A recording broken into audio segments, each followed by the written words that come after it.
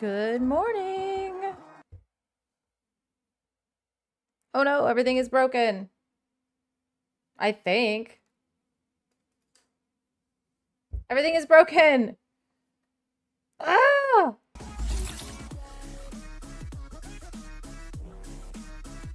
Why?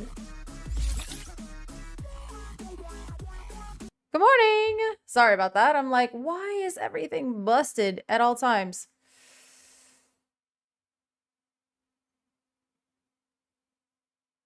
Ready to suggest more gargoyles, huh? And I'm just trying to vibe, and this thing is not letting me, I swear. It's always something.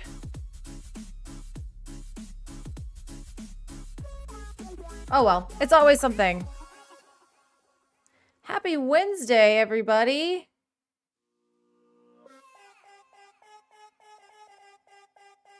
Trying to make sure that this track isn't on the recording. Oh, that's so loud. Makes it even worse. All right. You get to do your pre-release event tomorrow. That's exciting. That's crazy that they're having one on Thursday. But that sounds nice. I don't know why all of my scenes don't show up. I was going to have it in the just chatting thing because it was just going to be us. But you know what? Sometimes life doesn't find a way. And that's really a normal time on Sunday. But, you know, Mother's Day. Yeah. Yeah, that was kind of a big deal. So I'm glad that you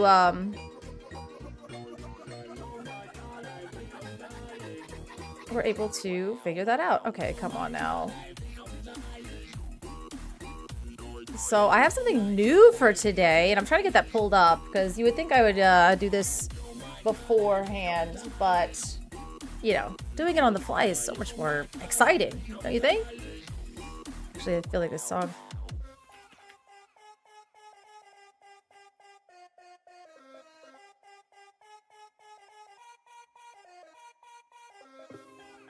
Let's see, especially since my wife's first Mother's Day with the baby outside of the womb. Well, yeah.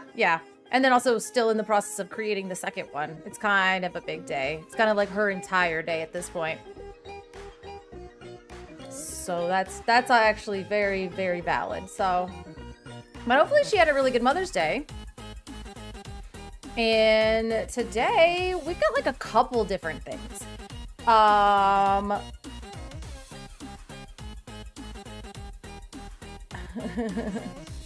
Less than 3 weeks. I bet she is over it. I got about to 4 weeks out and I was like, bro, I can't do this anymore.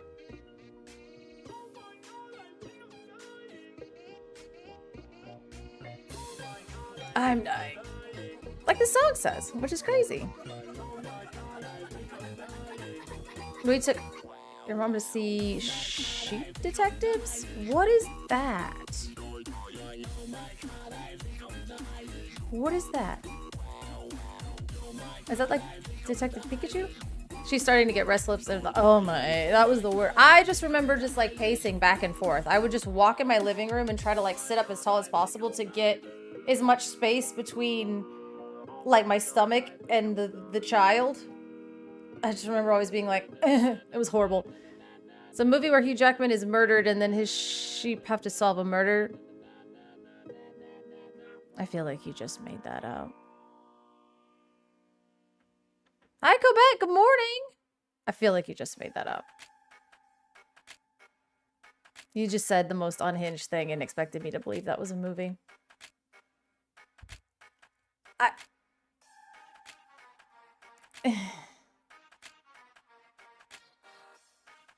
What? What?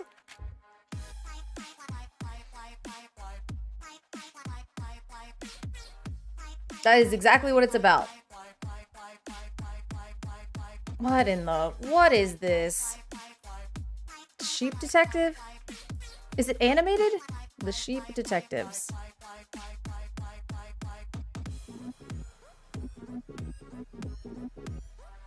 Was it good? Okay, apparently it was.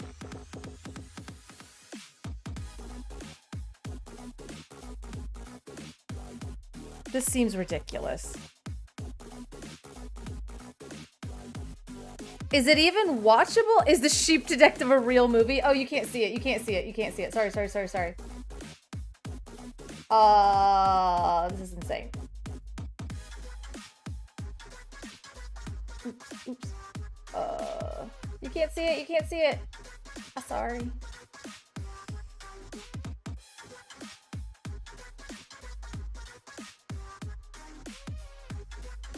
Oh. Let's see. Sheep Detective. Is The Sheep Detective a real movie? It turns out it is. Which is kind of insane. So there's that. Cobalt reached a 3-week streak. It was cheesy. Okay. It's the title. Is the title... Yes, there is a challenge here. I was going to wait for some people to get on in here, but yes, there is a challenge. And I don't know if you've noticed some new little situations up here. It should be way more. Oh no, I know it did get reset. We know in our hearts though. But there is a new challenge. This was taken directly from JDZ, so that's sort of fine. But let's see. Where did it go?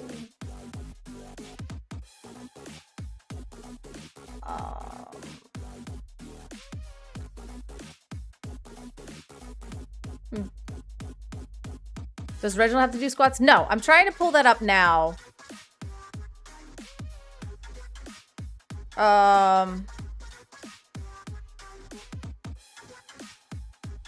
We're gonna do lore or legs. So basically, there's a few rules to this.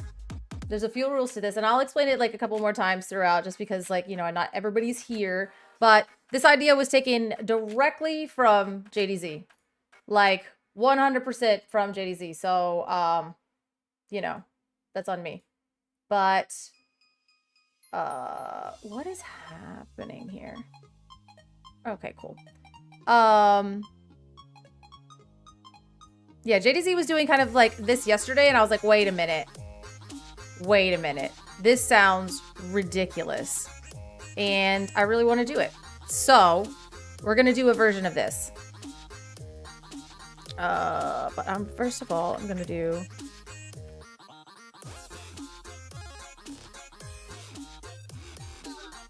We're going to do...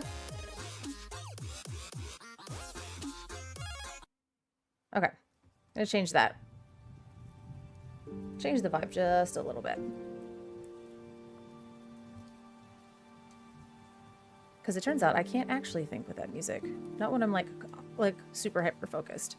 So we're changing up the music a little bit.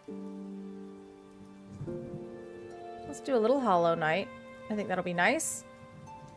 We've got all these buttons. I keep button, too many buttons. There we go. Sheep Detective. All right. Okay. So we do have a new thing that I took directly from JDZ, but it's going to be okay because what it's going to do, I did ask him, I was like, hey, is this okay? And he did say yes. So,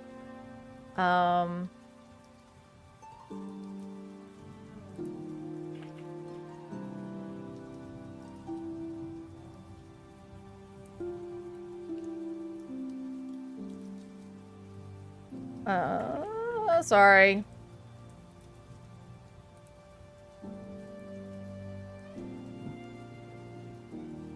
All right. Hey, what's up, Jack? Okay. So, you can save your streak, but you have to do it in 24 hours. Oh, okay. Less sounds. Sleep tokenish. This is Hollow Knight. So, have you ever played that game? This is what we're listening to today. So, hello, Hungry for Lore. We're doing lore or legs, and I don't know if you noticed, but we do have some new counters. It says correct, incorrect, and squats. So what this is I think for now, I haven't decided how I'm going to like do this part until I decide how like crazy you guys are. But this was directly from JDZ. It's a basically. Let's see.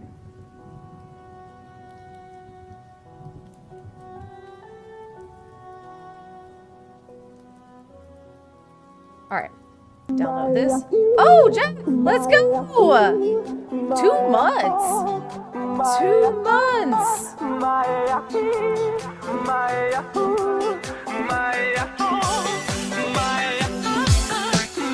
Yeah. That's a good start. That's a good start.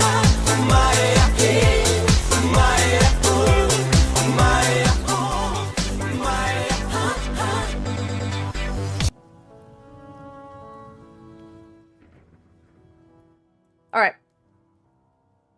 Tuned in at the right time for sure. Now, I got it. I was like trying to find this thing, trying to get it finalized, but we've got this. This. Haha. Just to make it easy for everybody. Lore. I can't spell. Give me lore or give me lore. Spelling is so hard. The rules. You have to name a real Lorcana card, and I have to say the ink cost, inkable or uninkable, strength, willpower, and then what the card does. I choose lore. Fantastic! Well, we're all out of lore, so... Or death. Give me cake or give me death. Well, we're all out of cake, so... Oh, so I have to choose death. Sorry. If you know, you know, and if you don't know, you should. So the chances are, the choices are or death. But yeah, you have to say a real Lorcana card, and I have to tell you, ha, you got it, Reginald, you're a real one. Let's go. Literally one of the best. And I have to tell you the ink cost, whether it's uninkable or inkable. I'll have the chicken, please. Hitler. Okay, anyway, you gotta see. If you've seen it, you've seen it. If not, then we've gone on a weird tangent that nobody understands. I'll tell you if it's uninkable or inkable.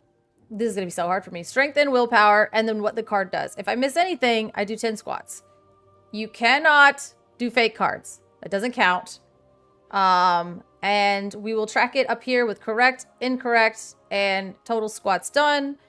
And after 3, apparently, I guess maybe I'll do like a bonus thing, or if I get it wrong. But if I get it wrong, 10 squats. But to find fake cards, they have to be legal, real Disney Lorcana cards. You can't just start throwing out other things. And if I catch you, I don't know. I'll think of something. As of now, you can just suggest cards, and we'll try this out. I don't know how this is going to go. So these were like just kind of, you know, guidelines on what we're doing. We could do infinity. We can do infinity. There might be more to this later. Like I might say, like I might say like, okay, I can't be doing 10 squats for every single thing I get wrong on the card. I might actually die. Like maybe if I just get the card wrong, like we might have to change that. I might do like, you know, instead of like telling you like, oh, the card draws a card, like I have to kind of explain it as a caster would explain it, you know, maybe, you know. Yeah, no, I die from too many squats. Yes, you can. You probably can. But yeah, that's what I'm saying is like maybe there's a lot of this that might be uh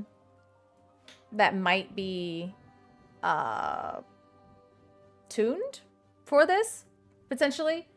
Depending on how awful this is. This is just I took JDZ's idea. Well, not yet. Chill out. I took JDZ's idea and we've kind of turned it and got a little organized to see if it'll work, or if it just turns into a nightmare, which is entirely possible. So, or then what ends up happening if I end up having to do too many squats, I might tie it to channel points. So like it'll cost you like 100 channel points to recommend a card. And then we might do like, you know, I might say like, okay, do like easy mode, evil mode, chaos mode, and then our caster mode or something. So like meta staples only, like only weird cards, describe, and then maybe I'll say like, oh, describe the card and I'll try to guess its name or something like that. I don't know. There's different ways that we can go about this, but highlight message is 100 points. Okay, yeah, that's a good idea. So like, gonna use channel predict to predict nightmare. It might be crazy, but like, so yeah, if you do highlight mode and it's like 100 points is what Toady was saying. Use highlight mode and name a card. And then I'll try to tell you what the card is. And then I have to guess before obviously looking it up. And then if I, oh God, listen. Oh, did it not even make the noise? Whoo! I really didn't even want to do that. So that's crazy. So I guess that's a good warm up. That's an insane amount of points. How does give ink color for character names? Would you like the same?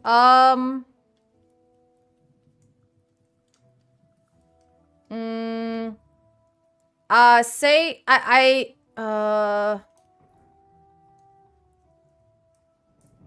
I think I would want like the name and the variant name. So like, you know, Mulan Elite Archer or something. Will you end up in nightmare mode or will it end up as I don't know. This is probably gonna be a nightmare, I bet. Watch it be a true nightmare. We'll see. So yeah. Just give me like Doc Bold Knight, you know? Cause that's a difficult thing for me to remember is sometimes like their variant name. Yeah. And and so like if you're like, okay, it's Doc Bold Knight, I could be like, okay. And it's gone. Yeah, so this is actually gonna be we'll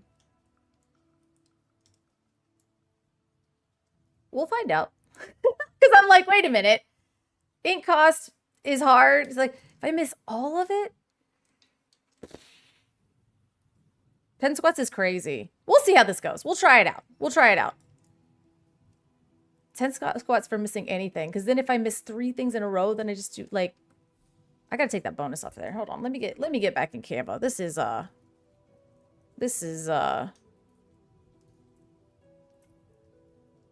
we're gonna fix this. You got an easy starter card for me? Okay. Yeah, let's start slow here. But if you want to, and I'll add that too. If you want to submit a card, use the highlight thing, which I think is 100 channel points, and then that way I can see it. Because I know TTS is very expensive for reasons. You guys. Winnie the Pooh Honey Wizard is an inkable 5 cost 5/5. And he quests for 2 lore.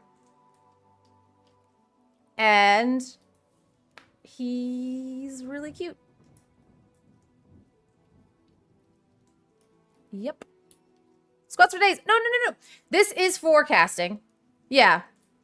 Because I do have an event coming up on Saturday, which is the Versus event. And then I have an event coming up on Sunday. So here is the Saturday event, which if you're in the area, you could totally do that. Cash is what I know. I'm getting there. I'm getting there. I'm getting there. So yeah, basically you're just quizzing me. But so I have this coming up on Saturday, and then we have, where's our Sunday one? We have this coming up on Sunday. If you'd like to join, we have hobbies coming in with some squats, so I have to get up and do squats anyway. And then now we have old Honey Wizard, right? I got it. He's like, I'm not doing sub names. I'm not doing that. Oh yeah, let me leave that back up there. Yeah, it's 6 cases at Versus if you are in the area. Yeah, 6 cases for Versus, and then the other the Enchanted Duels is for a good cause. It's for mental health awareness. So we've got that one, and then we have this one. I think they might be core. Both of them are core. But I have Infinity for the rest of forever. In the ICL, so I want to be ready for all of it. So it's better that way, but Pooh, Honey Wizard. I'm not doing this the types. I'm not doing the types.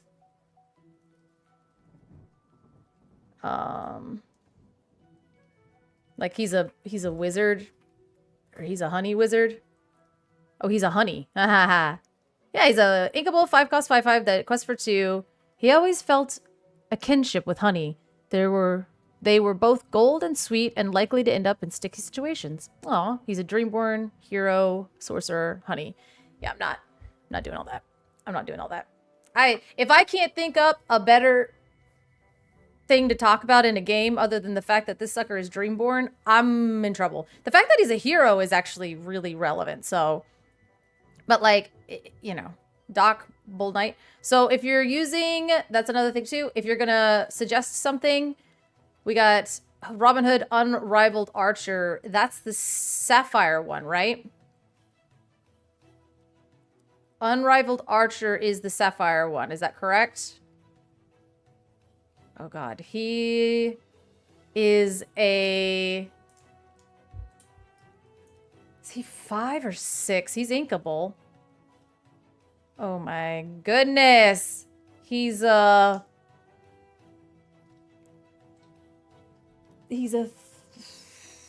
Oh wait. Oh yeah, and then I can do this. Let's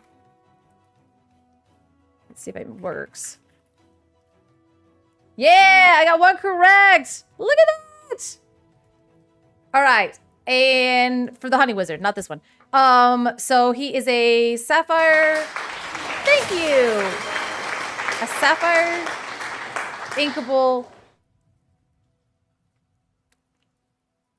6-cost character. And he is evasive on your turn. And he also says that when you play this card, if your opponent has more cards in hand, then you may draw a card. And then it quests for 2. And it also is a 3/6. Is it? I'm so bad with strength and willpower. That's actually something that I have just now realized that I don't pay attention to. Oh, he's a 4/4. No! Okay. So, well, I feel like I got most of it correct. How do we do half a squat? Yeah. I'm working on it. I have to change a little bit about it, so I'm just gonna make like a really quick one. But does that count as correct or incorrect? Yeah, he's a 4/4. It feels like a bummer to get that wrong and then just be completely incorrect. Like, you're like, okay, this is Robin Hood. He comes in, he's super impactful here because we see that the opponent does have less cards in hands. It's going to give us a little bit more resource advantage because we will be able to draw that card with Robin Hood's ability, as well as having evasive on your turn. And he quests for 2 lore. I believe he's a 3/6. Oh, he's a 4/4. You're fired. Get out. Wrong. Shoo. You're never casting again. You're washed up, kid. You know what I mean? Like, this feels a little black and white. You'll never work in this town again. He's a 4/4, not a 3/6. What's wrong with you? You should know if it's gonna get hit by Thunderbolt. Well, yeah. I mean, we would all find out when it happened really quickly. Dang, he does get hit by Thunderbolt. So is that correct or incorrect? Oh, I hate this. 2 squats per category. If you have any questions, miss all it, then you do 10 squats. Aha! So I have to do 2 squats plus the ones that hobbies. I think I have to do like 20 squats anyway because of hobbies. That's a crazy 10,000 point situation that you just. That's crazy. Color. Just don't play. I gotta. This is literally my own game. This is my own game, you guys. It's crazy. Okay. So, yeah, 2 squats per category seems fair. Okay, we're working on it. You lost the game. Stop! That's a different game. It's a different game.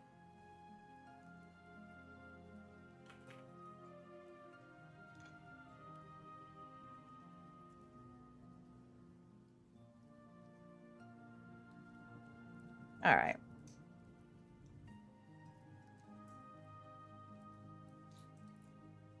All right, let's see. I'm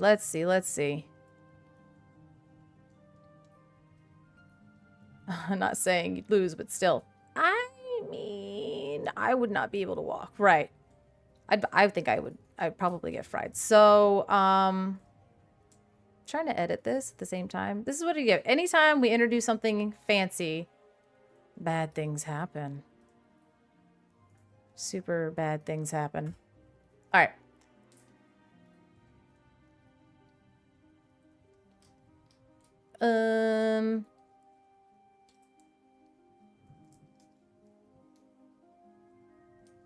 Let me just move these things. Okay, so we're gonna move this, and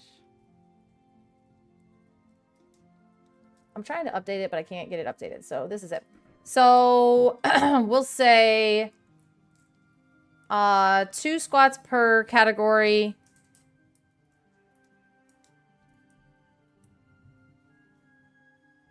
Not if I miss anything. That's crazy. I don't even want to look at this thing anymore.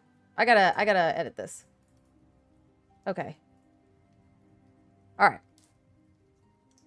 Yeah, like we're gonna have, like JDZ and I are gonna be completely like swole by the end of this.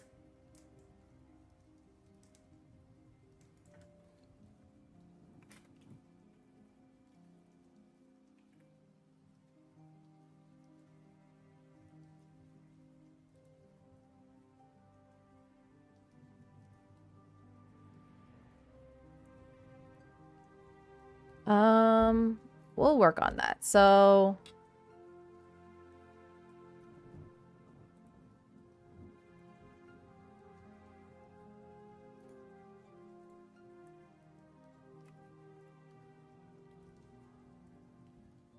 all right. Okay. So I got one like partially. Like I guess I got one correct. Or each category counts as one. Because the first card. So I got ink cost, inkable, strength and willpower, and then what the card does. So I got 4 correct. And then the next one I got.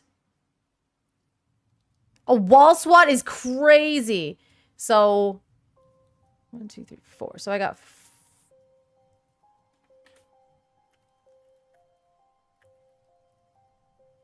Does it work like that? Oh.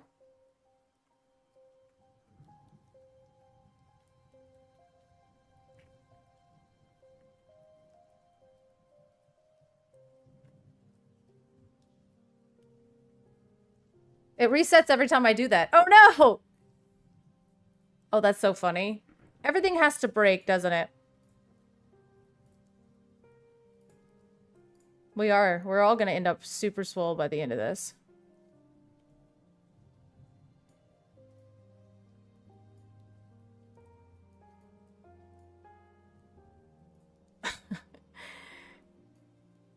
Oh man. As soon as I went to type it, it actually immediately reset it.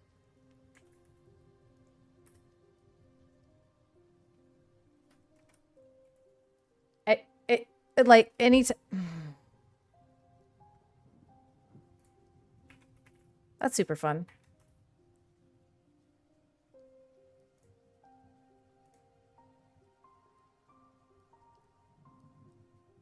Why can't anything be easy? I know. I know.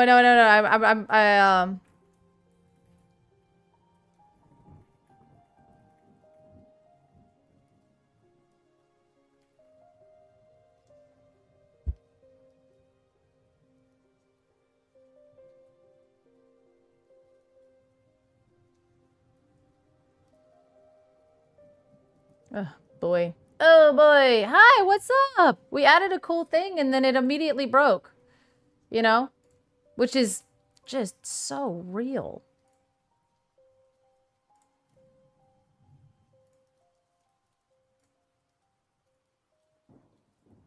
Because it resets chat, too. Look at that. Huh. Got another for me when I'm ready. Yeah, I still... You add in... There we go. I'll let you guys see it. You add in stuff and then, like, things go crazy. It shouldn't be... Start all commands with that and then reset command. Huh. 1 more week. You guys are insane. I need double a voice in here. So, like, it... As soon as I hit this, it resets my everything. Like, all of my...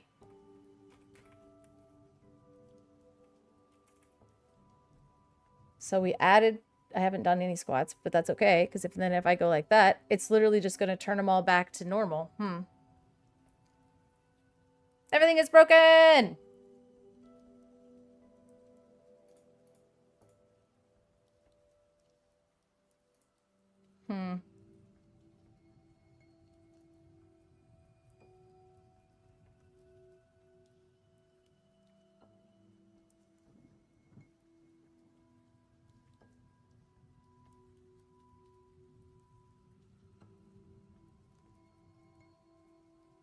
Oh, of course!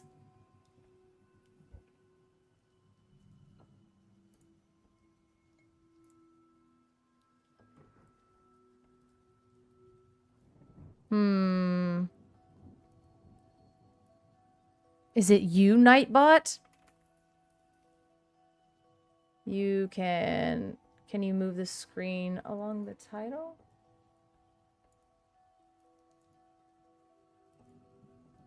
Like that?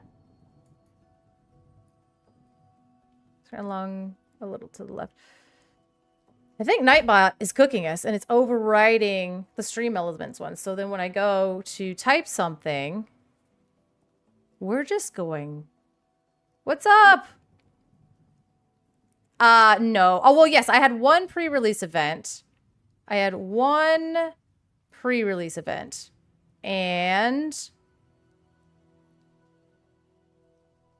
How do I fire Nightbot?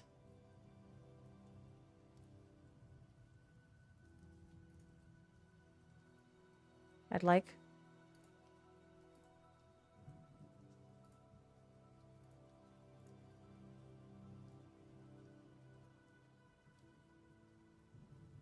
Do we fire Nightbot? Dang it! No, it's lore or leg day, to where we're doing a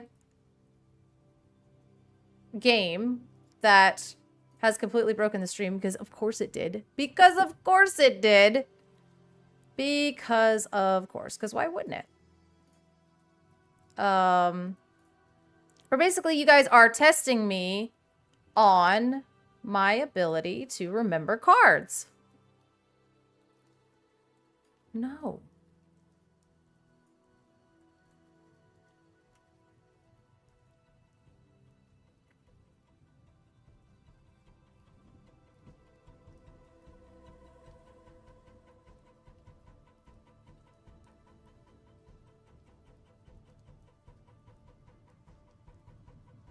Yep, of course. Yeah, oh, exercise? Ooh, I'm out. Yeah, basically what I'm trying to do is trying to get this to work because I'm supposed to be able to hit this and then type correct add, and then it'll add 1. And then, but I need to add more, but then every time I add it, it actually starts over. And I can't figure out why it does that. So let's go edit this one. Settings.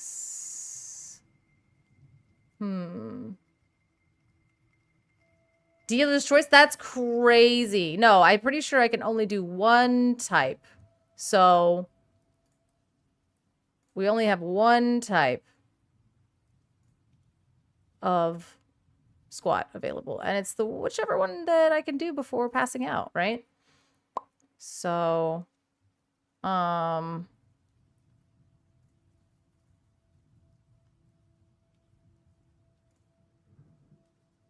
wonder if I just do it like this. Look, we're gonna edit.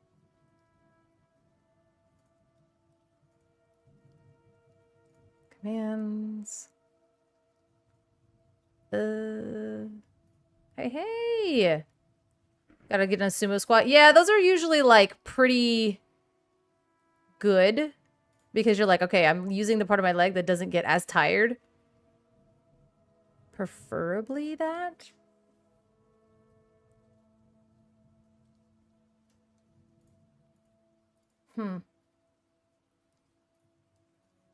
I wish there was like a manual way to do this.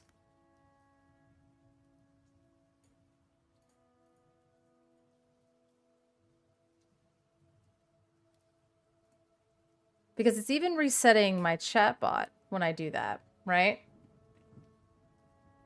So where is it?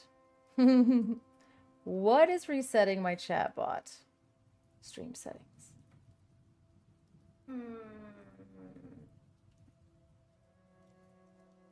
Oh no.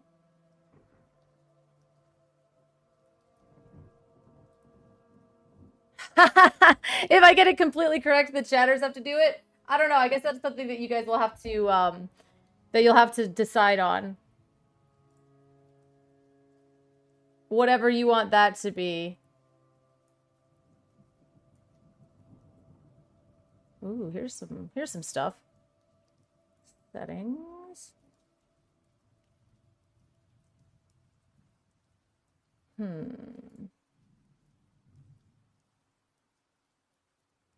Are the gremlins back? I told them to go hunting for floor cards. I don't think I have any floor cards right now, actually.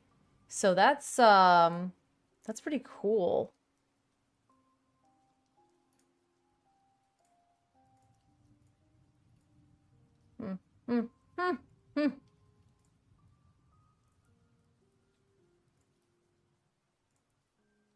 Yeah, I have no idea. It broke. Oh, chat commands. Here we go. Here we go. Default commands. Okay, okay, okay.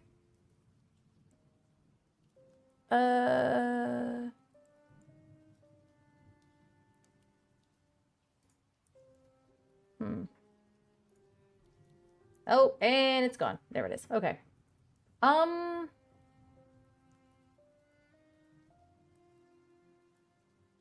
This is interesting to me. So you guys can't see this, but there's like all of these chat commands.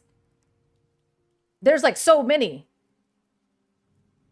I didn't even know that you had access to this. It's truly insane.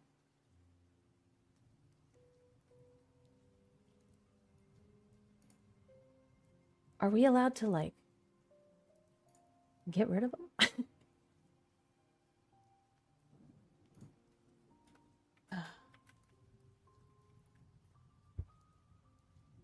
Okay, that didn't do anything. When I was opening my box yesterday, I told my husband we couldn't drop anything on the card. He was super confused by that. That's so funny.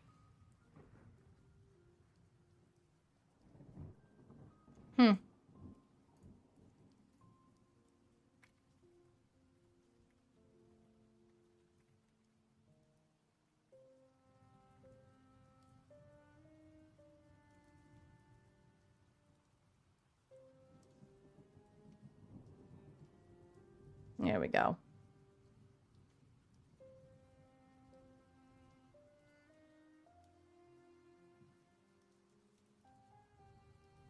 Reactive overlay counter. If you're following...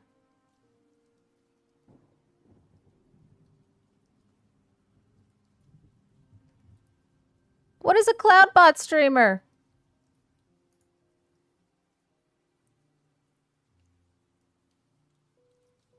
CloudBot?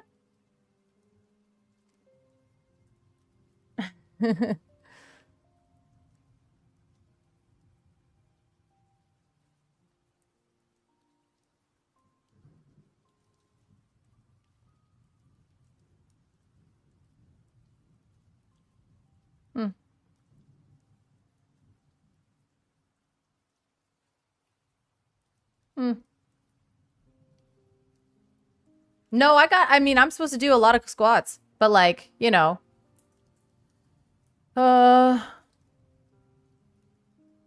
Nope, that's not what I'm doing. That's not at all what I'm doing.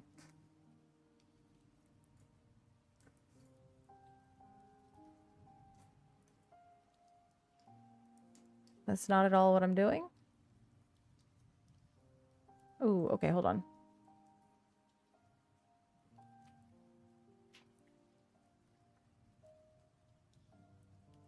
All right, let's see if it can fix this for us. Likely because a custom command is configured to trigger this session or in chatbot.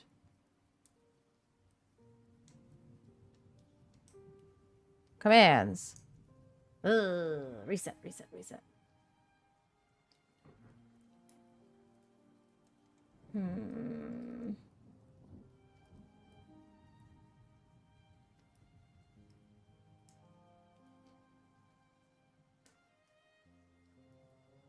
Let's turn them all off. That's what we're doing. We're turning them all off. Rachel had to match color. Let's see. I bought through types of earrings before. Oh, okay.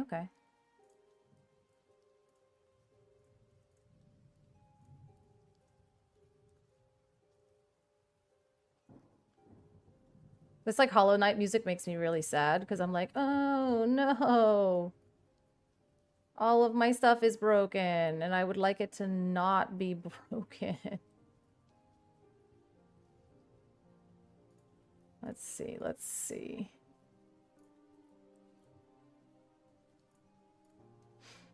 I had to go and fire Nightbot, which honestly, he deserved it. I think Nightbot actually deserved it.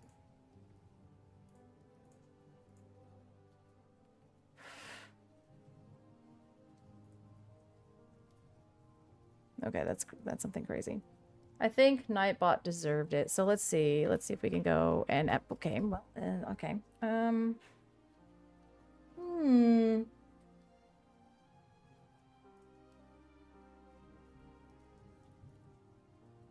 I know. Never forget. Never forget, guys. That's what. Timers. Spam filters. Banned words. We'll figure that out. Quotes. Settings. Emotes. That's us. That's us.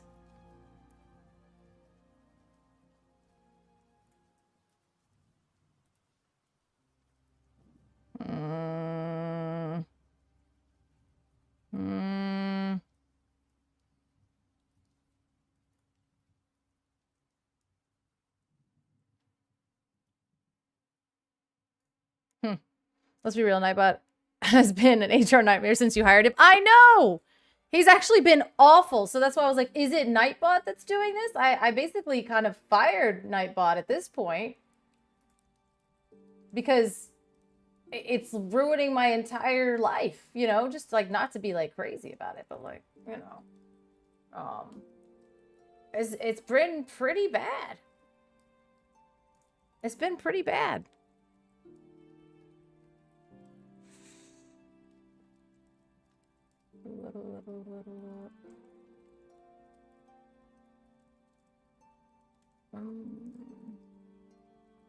I'll do squats. Yeah. We'll get to it. We'll get to it. Oh, and now you guys are gone. That's crazy.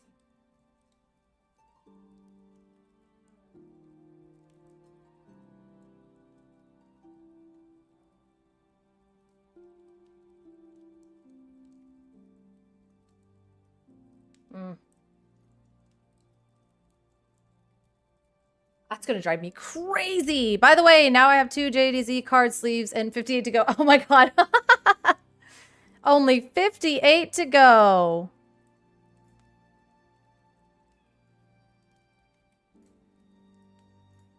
Settings. Command.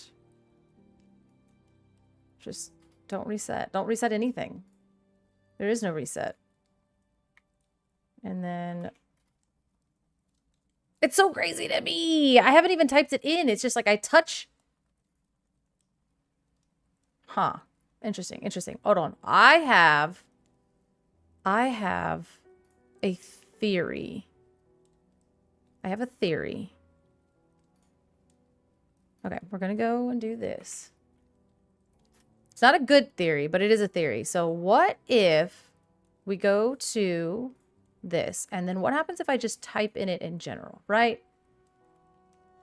I'm trying to get to League Night, but my dog is having a lot of stuff going on right now. Oh, I'm sorry. Dogs are like crazy kids, I feel like, a lot of the times. I don't want to add... I don't need more control. I need kind of less control in my life. Okay, so if I type in... What if I just type in anything at all? Okay, well, that didn't reset it. I have a theory I should do. Okay, yes. Okay, so it didn't reset it. So if I type in here, it doesn't reset it. So that's good. But if I type an exclamation point, it just... The whole thing. Okay.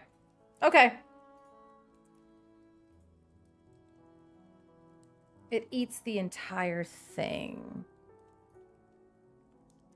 If somebody can fix this problem for me, then I'll do the squats. Magic happens. Ooh. I'll do the squats if somebody can fix this problem. Because it's even hitting the dance meter. It's even resetting literally all of it. So I don't know. We've turned every single command off. I fired Chatbot. I fired Nightbot.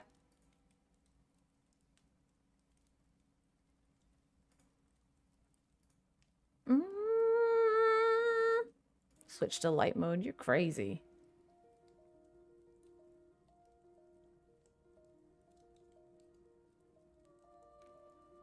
What? You don't remember what?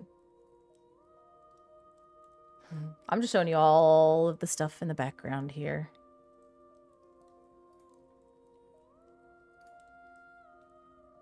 Huh.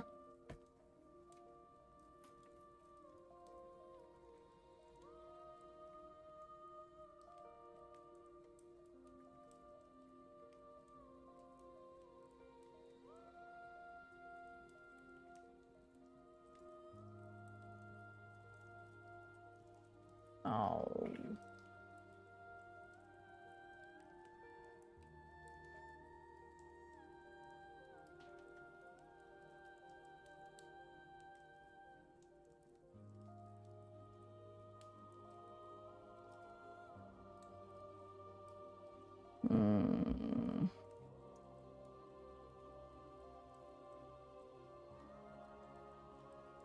Great.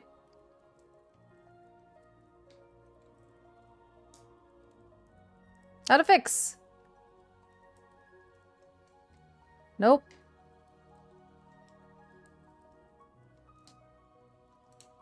In the stream, I'll have to click part to remove the bot from your channel. Oh, we're gonna part ways, you guys. Hold on. Oh, wait. Stream elements? We're gonna... What? Oh, hell no. Chill out. Oh my god. We're gonna part ways. How do we part ways? Bye-bye, bot. I know, right? Like, let's get out of here. So how do we do this? In the put part to remove the bot from your channel, then click join to... This seems real easy, but... Browser source.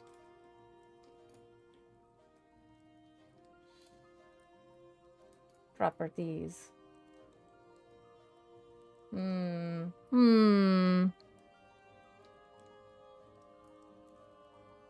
It was on the right.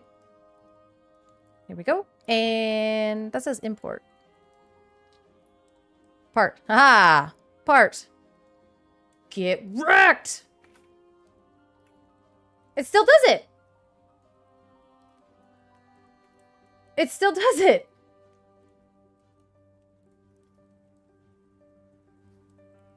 Huh.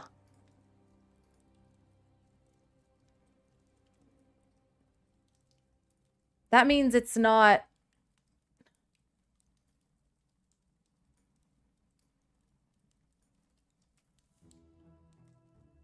That means it's not Streamlabs.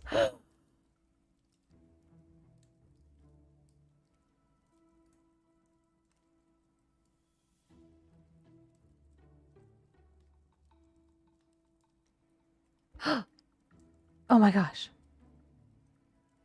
Navigating to... What the heck is that?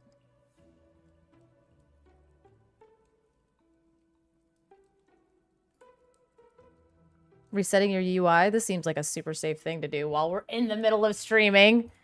Let's do that. Let's reset the UI right in the middle of it. Everyone, this is Tim from Your Six Tech. Today in the studio, I'm going to show you how to reset your user interface for your docs on OBS. So let's say you deleted something. So let's go to the YouTube control panel and go to OK. Well, this is completely gone. How do we go ahead and get this back? Or maybe this is all messed up. They do squats. Okay, okay, okay, okay. Oh, we're just... This is how it looks by default. Now, if you want to get like that YouTube thing back, Uh-oh. we just have to go to docs and go to YouTube. And then we have to drag it where we want. This is crazy. It like ruined We can go to like everything. docs, so this doesn't happen anymore. We go to docs all height. I don't know what that does, but He doesn't know what that does? Oh my god, we're trusting a psychopath. Okay. I don't know what that does. That's a crazy thing for you to say.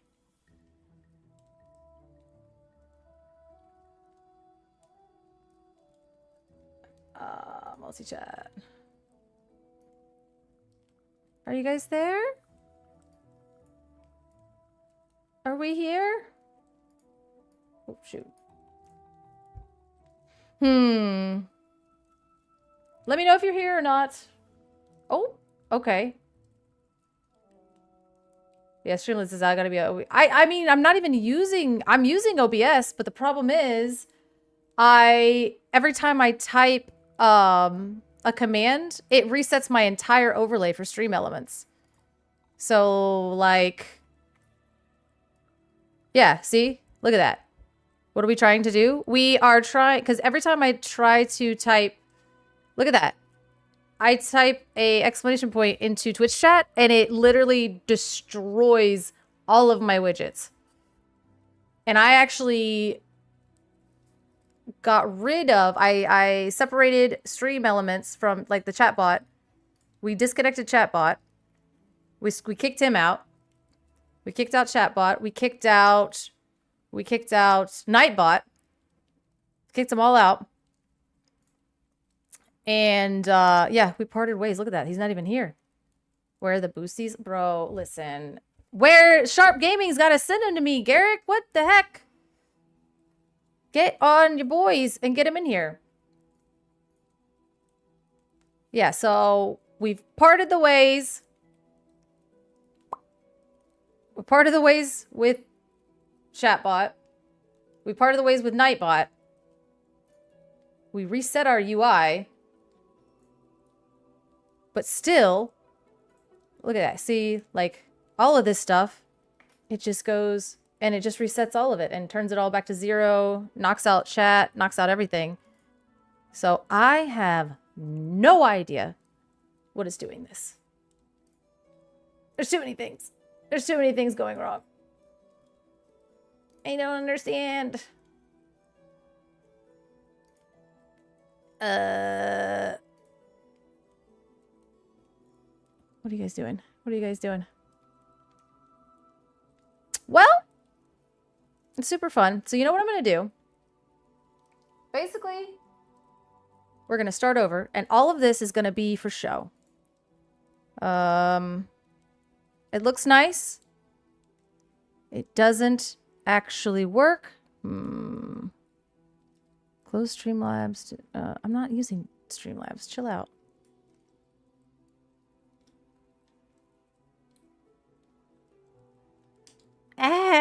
Clear your OBS cache. Close OBS. Press the Windows key.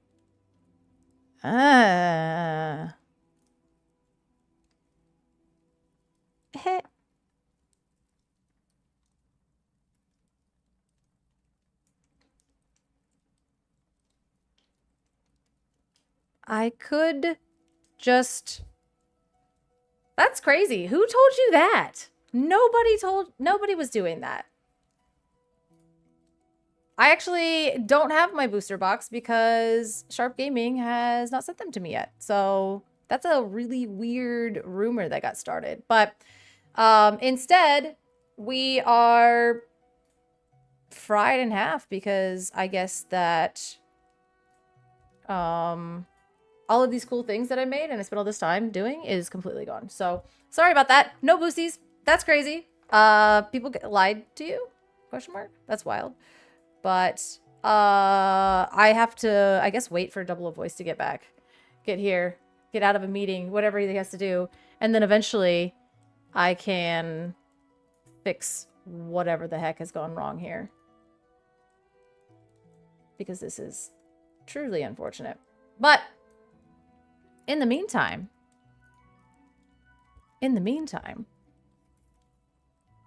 we've got this going on. Which is like nothing, but it's fine. It's fine. It's totally fine. So we do have the studying going on. And we have had 2 cards submitted. I think 3 cards submitted, actually. And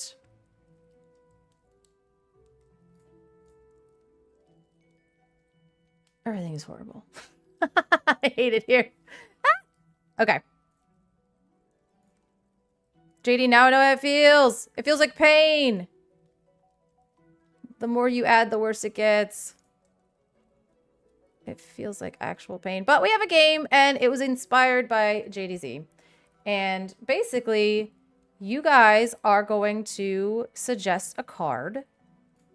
And I am going to... We're going to play a game. And at least I got the thing to update correctly. So... Actually, my nightmare.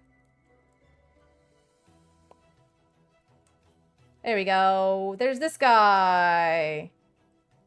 Hopefully I spelled it correctly this time. Nope. We're gonna play Legs Are Lore. All right. You guys are gonna help me out here. We're gonna study for, well, we're gonna say infinity just for the fun of it. And I had a really cool thing and it was supposed to work and it's not working because everything is awful. And that's something that I will have to figure out on my own time because the more I look at it, the more panicky I'm going to get. So basically, you guys use the highlight function for your channel points and you highlight and you tell me the name of a card and a variant name. So we did Pooh Honey Wizard and then I have to name the ink cost, if it's inkable or uninkable, the strength and willpower, and what the card does. Each miss per category is 2 squats. Okay? And then that way, you know, there'll be some kind of like actual punishment to it. At first I was like 10, and the more I thought about it, I was like, absolutely not. That is not something I'm going to do. And I also had this really cool counter thing just to let you know like how many squats we've done. But life did not find a way. And, you know, everything hates me. So I'm going to do this really cool high-tech thing where I use a pencil and this envelope because I can't even find paper right now. But so we're going to say, oh man, correct, incorrect, and then squats. Ta-da! See? Look how official that is. I love being so prepared and everything working out exactly the way that I wanted it to work because, you know, it wouldn't be fun otherwise. This is cursed. Oh, God. Well, so, again, the rules are, and I think if we, okay, let's see. Okay, let's see. Legs or lore. Use highlight. Oh my God, kill me now. Oh, sorry. Use highlight message in channel points to suggest a card name plus the variant type, variant name.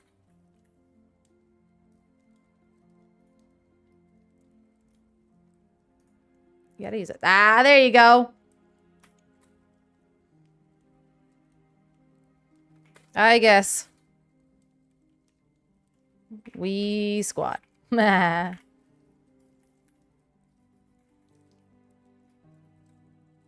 right, and now we're pinning this.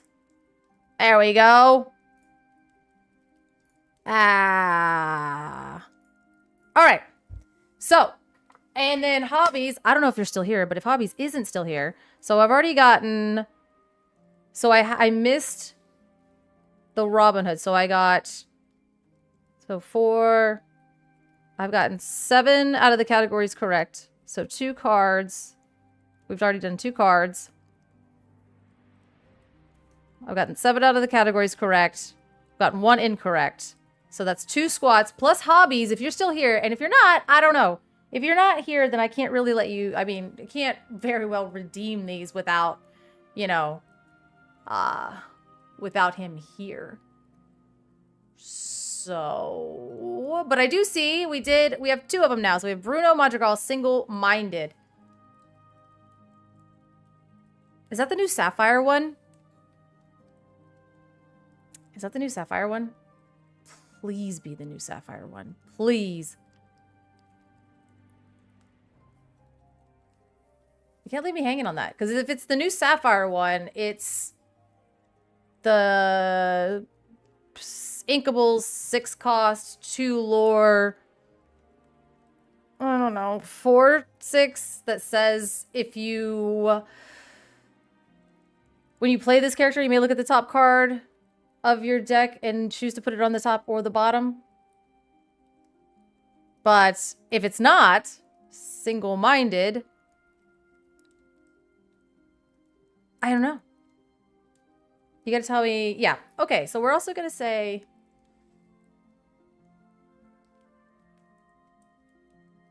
I feel like that gets me something. So we got 2 squats already that I have to do. It's not that one? Crap! Okay. Single-Minded is... Oh no. Okay, you gotta tell me the ink color too. Man. You gotta tell me the ink color too. I need to phone a friend. Oh no! Set 8 Amethyst. Single-Minded. What is he doing single-minded? This guy costs... It's not the Because Undetected Uncle is the one.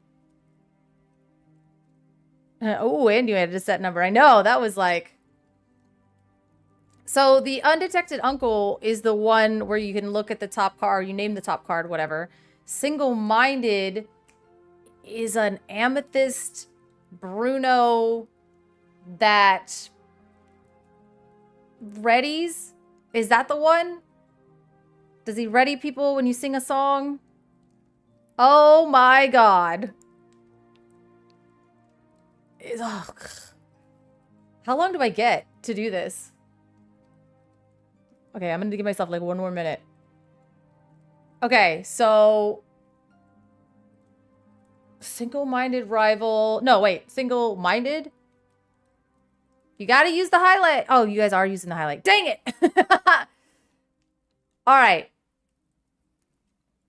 Alright, okay. I messed up on Bruno. I can't even figure out what the Bruno is. Okay, I have to look it up now. That is literally 10 squats. I'm actually fried. I'm fried. I'm doing 10 squats now. I can't even... You just made this card up. You just made this card up. I don't even know. That's Singer, Seeing the Future, Oracle, or Undetected Uncle, Out of the Shadows, Single-Minded. When you play this character, chosen opposing character can't ready at the start of the turn. Okay. Okay. Let me get rid of this. Look at that. There we go. He's a 4-cost 3/4. When you play this character, chosen opposing character can't ready at the start of their next turn. Truly insane. So that's 10 squats because I've failed every single part of it. What is this? You definitely got me. That's insane. Trick question we don't talk about, Bruno. Oh my god. Actually, fried in half. Actually. So now we have Freemium, Ursula, Sea Witch Queen. Sea Witch Queen. That's the inkable 7-cost amethyst one, right? That one was crazy. This was diabolical. Bruno was diabolical. Sea Witch Queen is the inkable amethyst 7-cost, right? Which she's got shift. You know, something. She's got shift. God, is it shift 5? And then she is... I think she quests for 3. I think you should try to do that. Have at least 5% chance to see play. Yeah, I mean, yeah, you can't destroy me on that. You can't destroy me on that. That's a really good point. Yeah. Should try to have at least a 5% chance to play because otherwise we're just going to be, you guys are going to be digging this and I'm just going to be squatting and like streaming for the rest of the day. What's up? How are you? This is actually insane. So I have 12 so already. And if Hobbies isn't here, I do owe them squats because they redeemed an obscene amount of points. But if they're like, speak now or forever hold your peace. So let's just be a little bit nice to me. Let's just not do chaos mode right out of the gate. But you gotta tell me if I'm on the right track with the Ursula Sea Witch Queen. Is that the 7-cost amethyst inkable one? If it is, then I'm going to continue. If not, then I don't want to continue here. Ursula Sea Witch Queen. Dang it, he's here. Okay. So that's a lot of squats. So I'm just going to start doing the squats, and then you guys can tell me if that is the right Ursula or not. Because if it's not the right Ursula, then I'm going to crash out. So Ursula Sea Witch Queen. I guess I'm going to go back here. Continue with Ursula. Okay, sick. Okay, so Ursula Sea Witch Queen. She quests for 3. She says, whenever this character is exerted, you other characters can't exert to sing songs. That's 5. 6. Is that right? 9. Okay, this already sucks. 11. 12. 13. Ow. 15.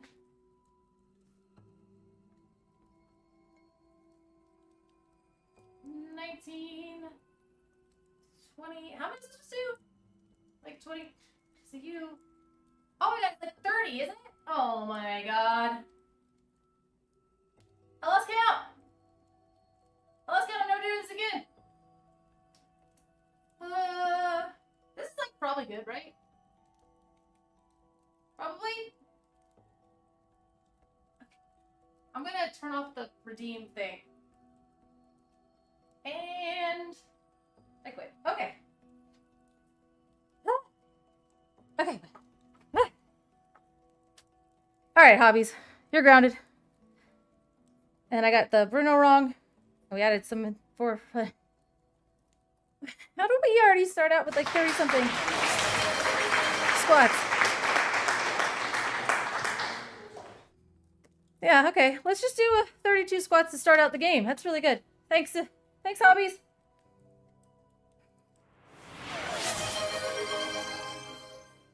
Thank you. Somebody tell me if I got the Ursula right. Oh, I'm dying. All right, let's look at this Ursula.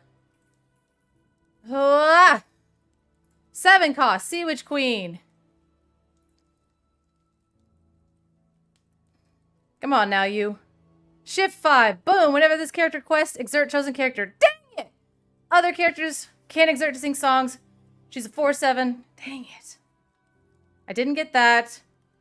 And then I didn't get the second ability. The thing is, JDZ, Hobbies went ahead and redeemed the squat function for 10,000 channel points right before all this started. So I already had to do like 20 squats just because it was like, oh, okay, so we have like these little things, and then Hobbies decided to just stack an egregious, like who even has 10,000 channel points? Why is that what you did? I'm okay. We're okay. All right, so looking back through this, I just wanted to get those out of the way. I'm warmed up now. Thank you. Bruno, Ursula Sea Witch, the Colonel, Old Sheepdog. This is actually diabolical. Okay. So we're up to 32 squats because Hobbies is an actual monster. And now we have 4 because I got 2 of the... Yeah, like 17,000 is like a... What a diabolical use of points. So we've got 4 because I missed 2 pieces of the Sea Witch Queen. And now Colonel Old Sheepdog is going to kill me. Is he steel? Is he steel?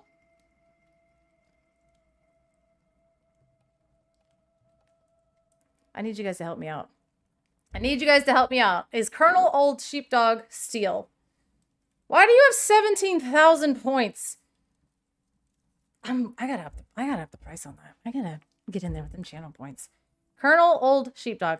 He's amber. Oh, crap. Okay, so he's amber, and he costs 3. Yeah? 3 sounds good. And he is a... What does Colonel feel like? I'm doing 10 squats for sure. JD's like, I got this. Colonel Old Sheepdog. Okay, so he is an amber, inkable, 3 cost, with 1 lore, and he is a... I don't know. Is he like a 3/4? And he like has bodyguard? I hate you guys. I truly hate you guys. And then JDZ, oh, this is free. This is free. This ain't free! I can't even spell Colonel. Oh my god! This is insane! You guys gotta... Okay. Alright. Okay. Yeah, this is insane. Alright. This isn't gonna work. I'm convinced Color doesn't read these cards. You knew what this dog did? You knew what this card did. This is insane. Okay, yeah, no, it's not even close. I'm actually doing 10... Okay, alright. You knew what this card did? That is not real. So now we're doing 14 squats. Okay, so new rule. Okay, new rule. It has to see play. This sucker has had to have been registered. You have to cards that have either been registered or have seeing play.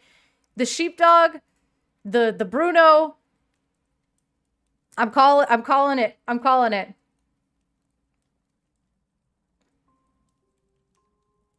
I'm calling it right now. When you're casting, you will see the art and know the color, whether it's not inkable, plus the stats and lore. I mean, it depends, right? The stats, sometimes I do forget. Ain't nobody playing the sheepdog. The stats I do forget. And it's less of Garrick, it's less the stats and like the inkability and everything else like that. It's more this painful memory that I now have linked to these cards.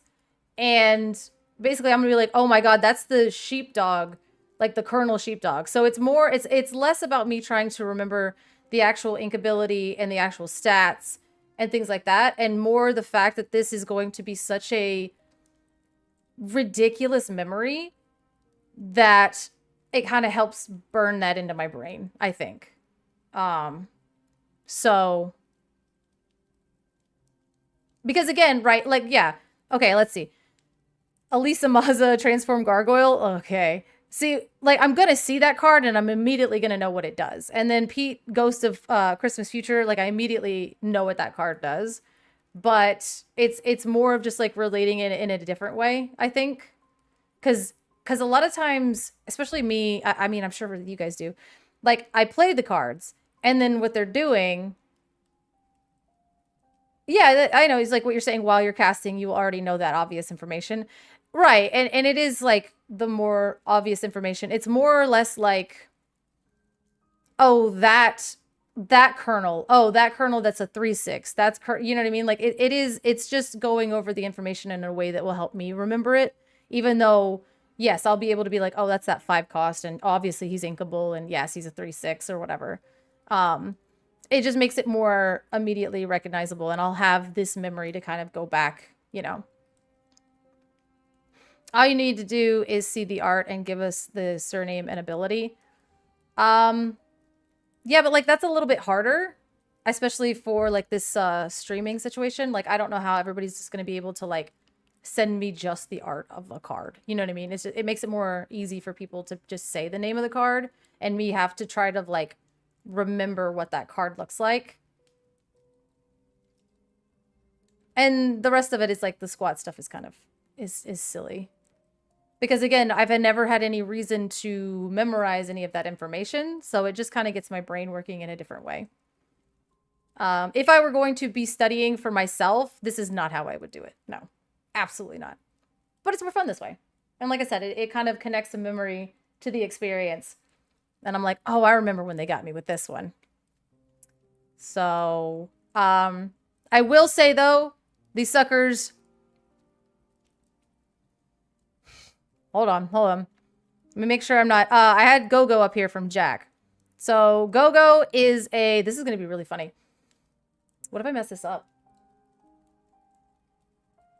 This is actually really funny. So Gogo is an inkable 2-cost 2/2 with evasive, and says that when you play this character, you may pay 2 to gain lore equal to the damage on chosen opposing character.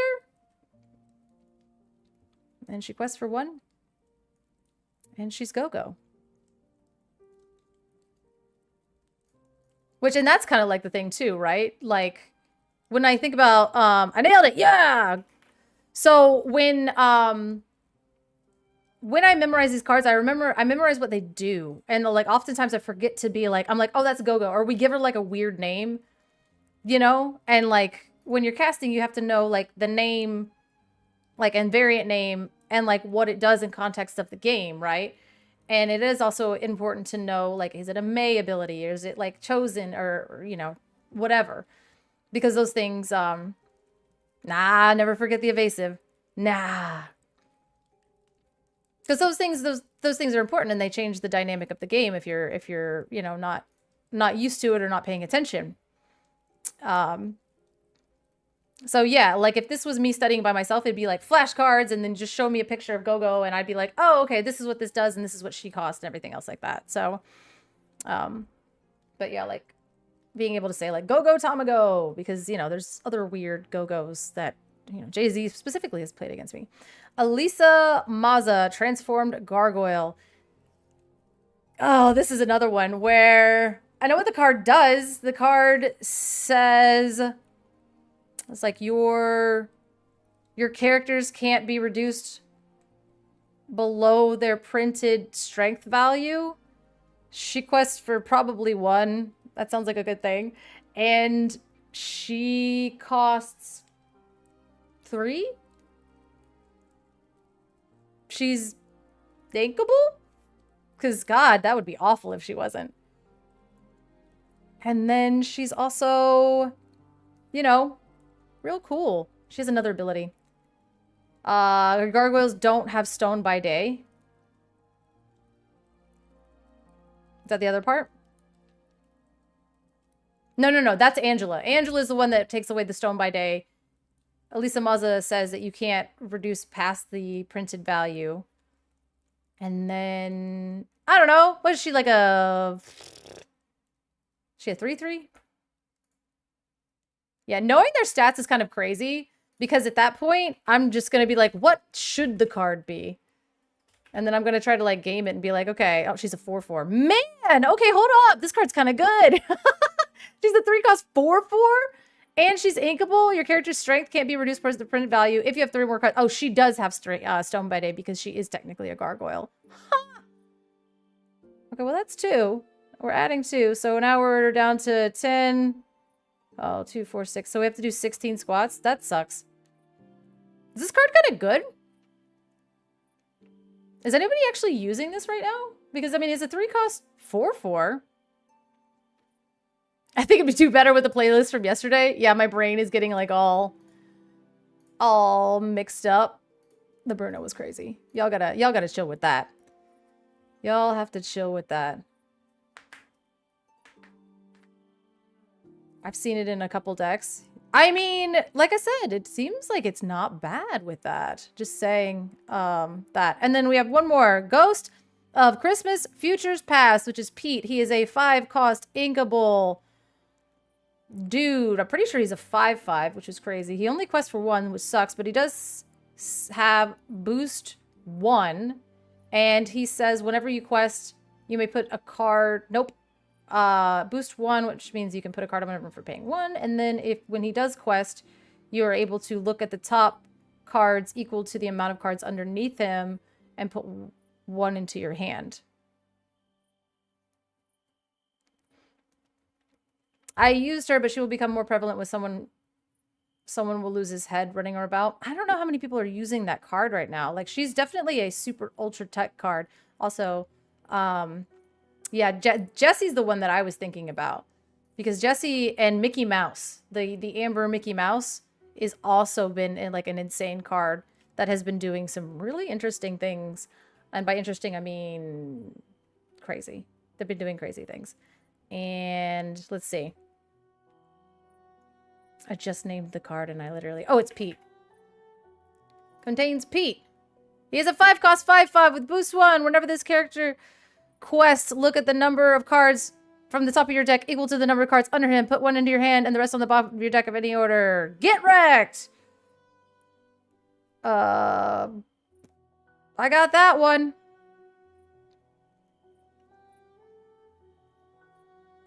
So, technically, hey, let's see. There's 1, 2, 3, 4, 5, 6. All right. Lilo causing an uproar. That is a 5 cost inkable baddie, where she quests for 2 lore, and then she says that whenever you play her, you may ready a chosen character, and if you've played 3 actions in a turn, you may play her for free.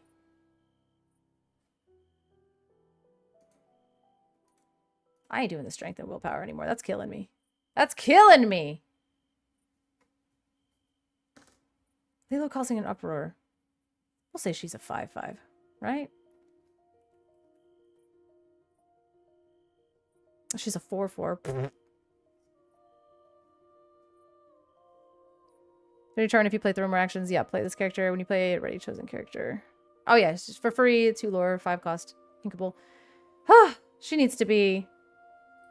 So that's 16. We're just gonna do 20 at a time, I think. Is that that's a lot. That's a lot. We'll be fine.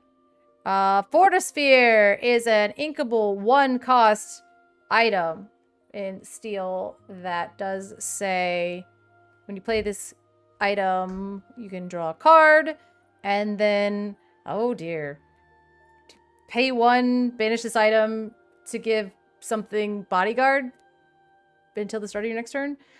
Hilarious that I don't think I know what Fortisphere does.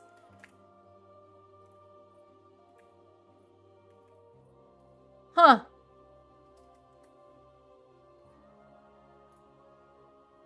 When you play this item, you may draw a card. Sick.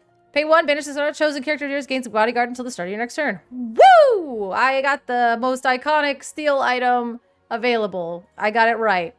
We're doing that. 1, 2, 3, 4, 5, 6, 7, 8, 9. We've gotten like 9 correct and like 1, 2, 3, 4, 5, 6 incorrect. It's fine. It's fine. It's fine. Professional. Chernobog, Unnatural Force. That is the Emerald Uninkable 5 cost that says whenever you play this character, you may put chosen character on the bottom of the person's deck, and then they can reveal the top card of their deck. And if it's a character, they play it for free. Nope, they play a card out of their discard for free. So they can play a character out of their discard for free. He's an uninkable 5 cost boy. Man. That says, yeah, when you play this character, you may put a character under an opponent's deck, and if you do, they may play something out of their discard for free. This is rough. Cards. Let's see. Chernobog. He's a 5 cost, 5/4. Oh, he's got 3 lore, doesn't he? He does, doesn't he? No, he's got 2. When you play this character, you may shuffle chosen. Dang it! You shuffle it into their deck. If you do that, player would take a card from their discard and play it for free. Character. Ah! Oh, that's pretty good.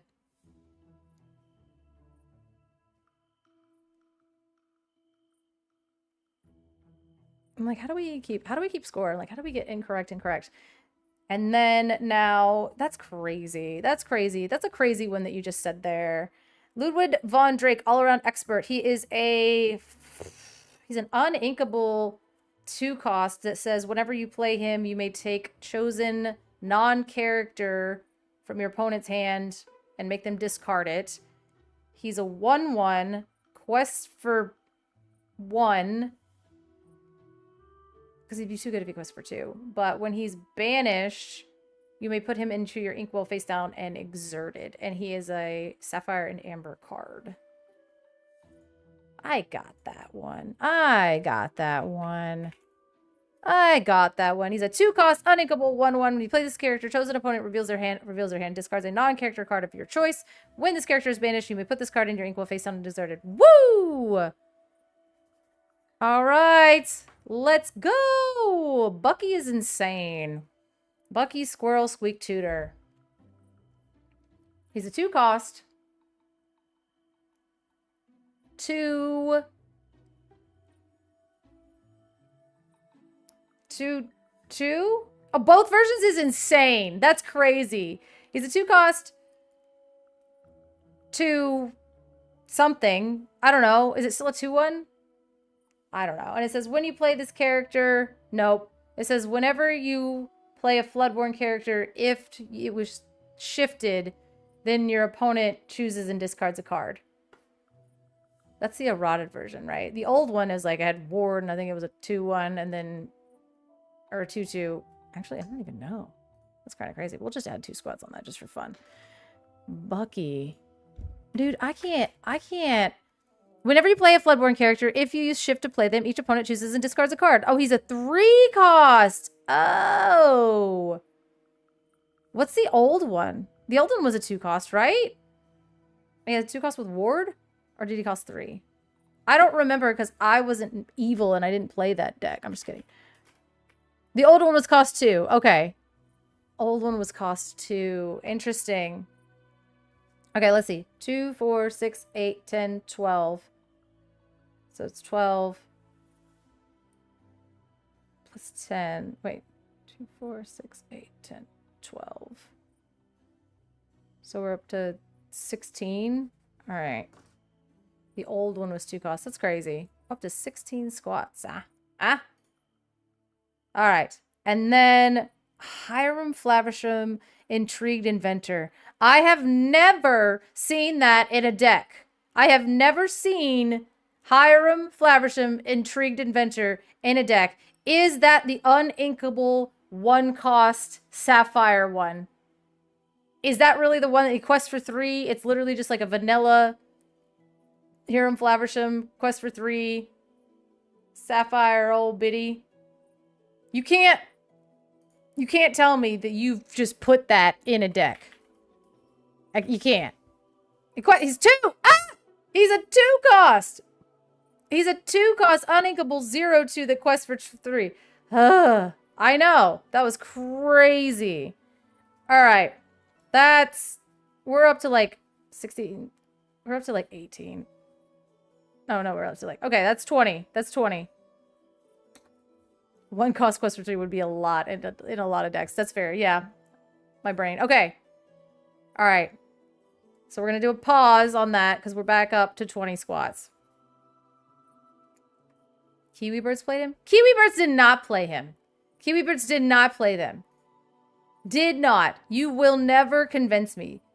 Some may have, but there ain't no way Kiwi Birds were putting that in their deck. No. They're not wasting that uninkable slot, the 2-drop slot, on that here in Flaversham.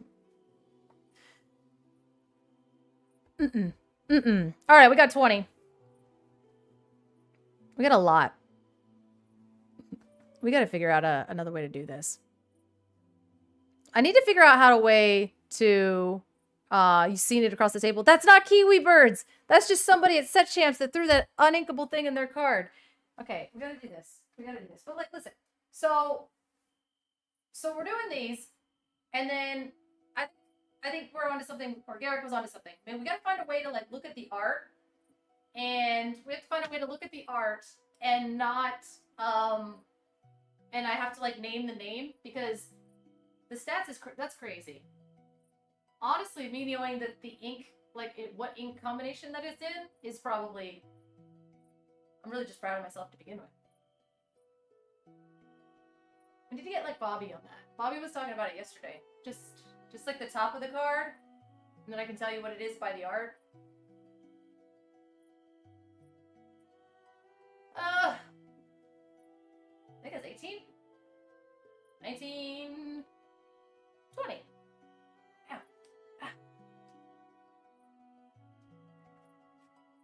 20. Ha! And I'm only a little bit lightheaded. Woo! Ha! Oh, sitting down is hard. Okay. I've gotten a lot wrong. And I don't know how to do the category anymore. It's all lost the plot. Okay, when you sit down... It's like when I sit down, that's bad. All right. So, that went sideways. That went sideways real fast. So,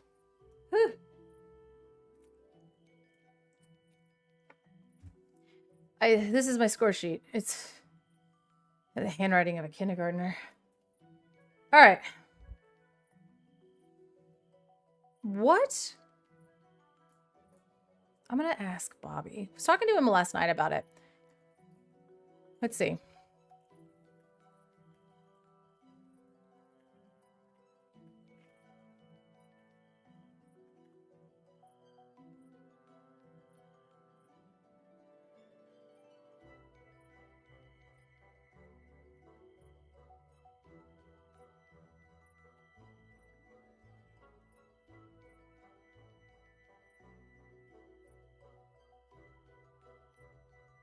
All right, I'm asking Bobby. Like, there's got to be a way. There's got to be a way. Let's see.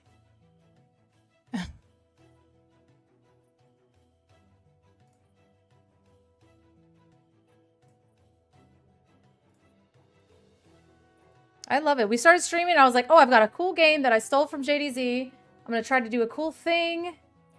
And my stream's going to break. And then I'm going to have just loose rules. And I'm going to have to end up doing 50-something squats in the first 3 minutes.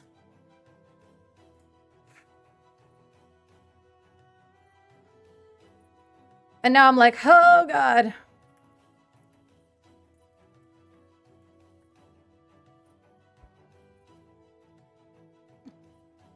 Now I'm talking to Bobby about it. Like a caster studying app. That would be so cool. And then that way I don't have to have Twitch chat abuse me. I think you need to take a break. What? It was only 50-something squats. That's not that bad.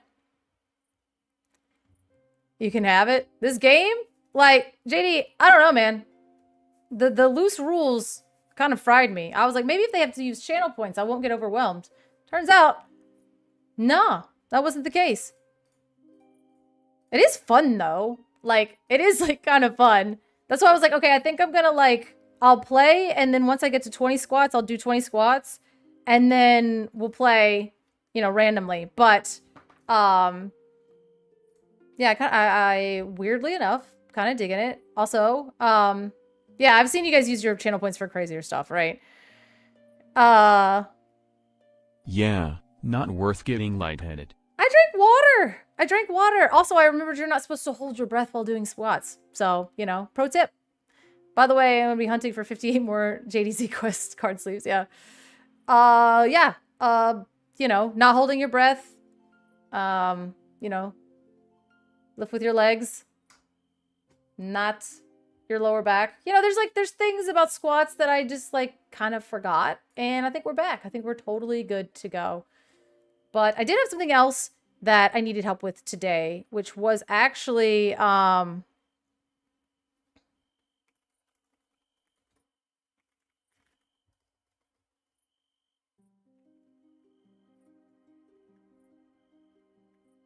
ooh, it might be possible. Powerlifters hold their breath during heavy squats. It helps stabilize your core. Yeah, but like but that's like powerlifting to where you're doing way less reps. And this is me just doing like, you know, 20 in a row. So I feel like breathing is probably good. So long as I'm not hyperventilating, right?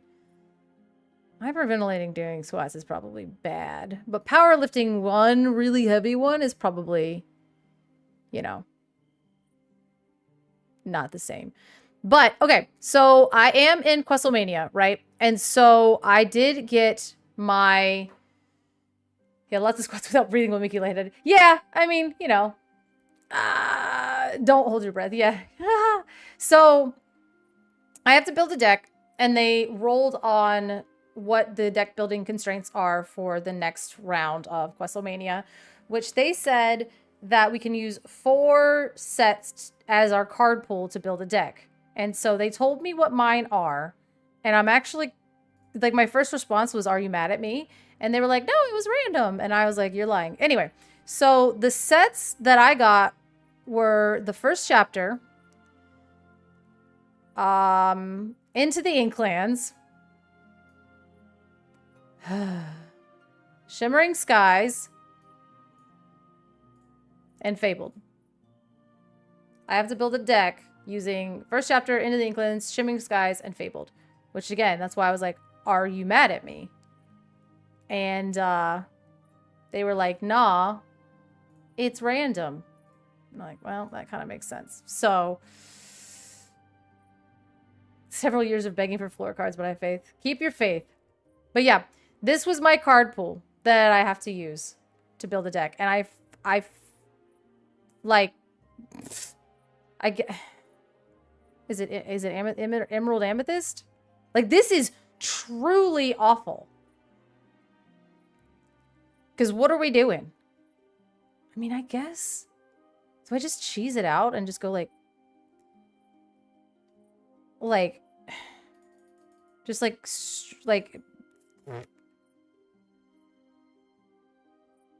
are they good sets? Garrick, then help me build a deck.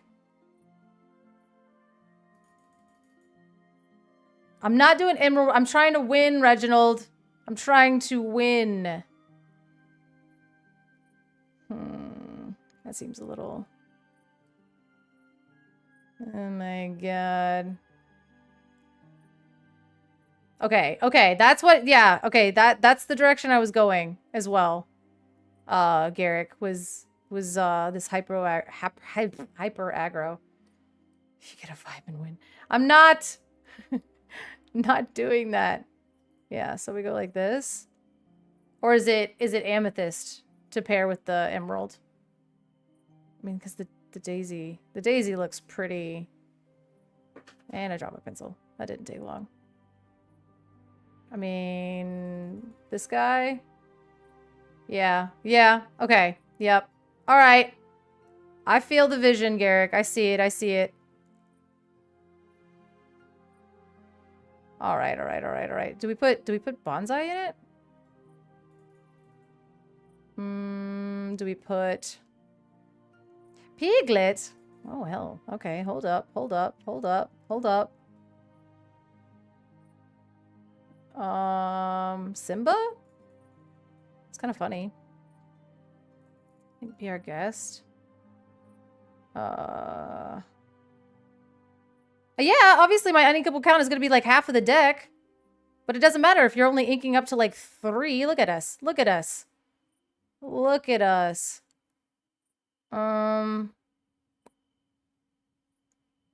Look at my uninkable count. Oh, I see it. There we go. And it's going to be worse before it gets better. Let's pretend you pay 2 to reveal the top of your card of your deck. Bongo was top end? I'm not putting songs in there. It just feels like a good card, but... Wait, what did I do? Wait, why? How did I get canceled all of a sudden? How did I get canceled? Oops, all on inkables.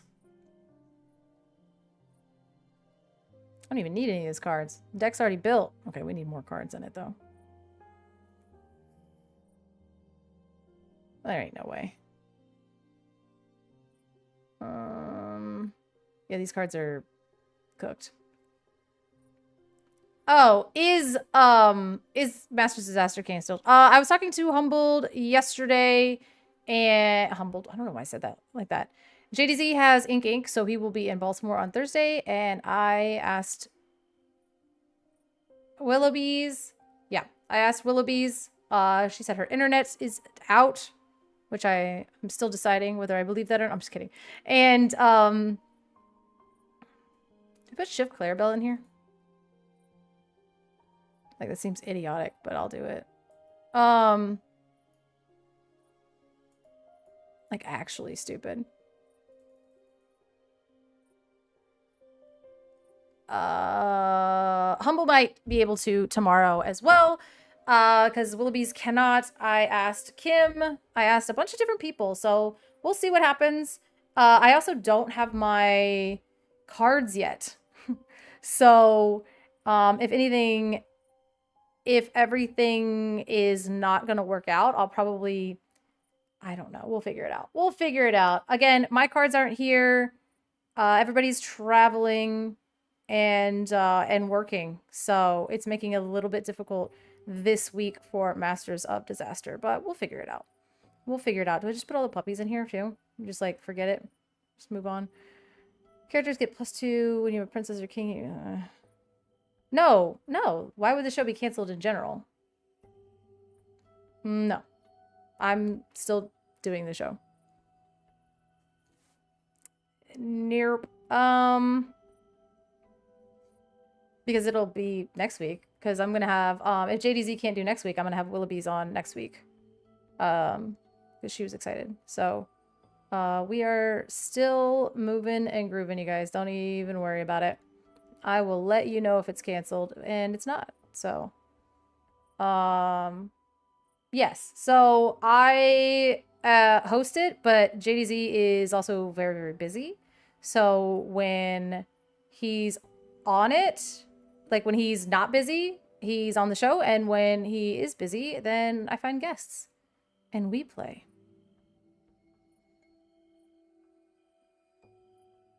Let's see. These cards are buns. Let's see. I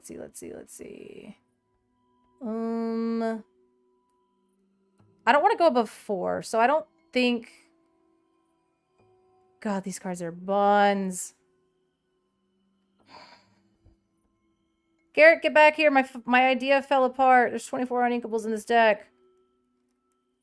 Okay, this is silly. We're not putting Clarabelle in this. That's so stupid. I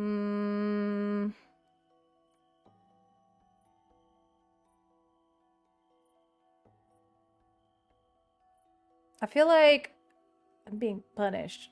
And there's like nothing in here that has like enough to be holding damage to actually matter. So this card is kind of trash.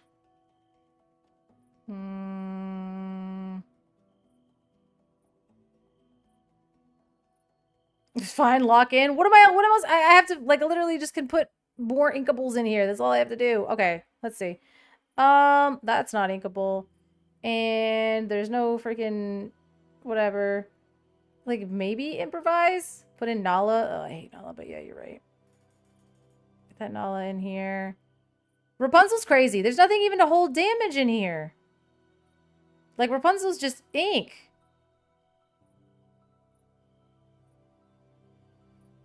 Oh, let's see. I guess we'll just throw Little John in there. I did. Well, okay. Nala, Rapunzel. Okay, now Little John's in there. I think Rapunzel does make a little bit more sense. I don't think I own Rapunzel's. That is something that is a huge problem. But we'll wing it. Look at that. Look at this disgusting. I don't even know how to play this deck. Ugh. Bleh. I know, right? GG. This is crazy. Alright. Nailed it. Look at this monstrosity.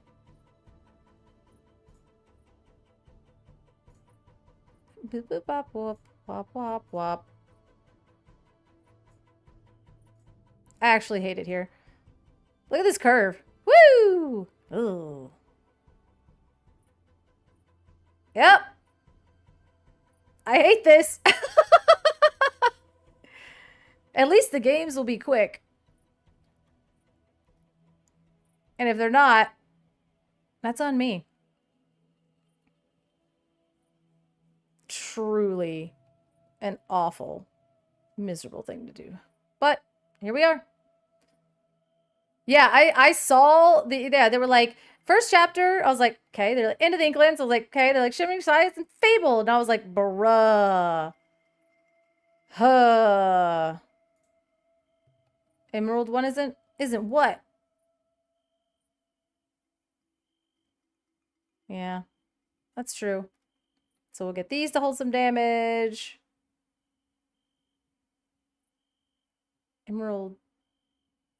Yeah, Fabled was like crazy. It's like sick. I mean, I guess. Did we hit like reprints? I mean, like hitting Fabled and first chapter and then like those sets as well kind of sucked.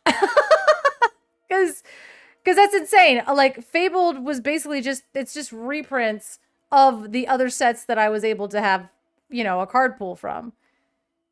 Like, this is insane. And then they're like, oh, and Fabled. I'm like, cool. So first chapter, Into the Inklands, and Fabled. So basically, I just get, like, might as well only have 3 sets. Yep, pretty much. Because if we just take this out, let's see.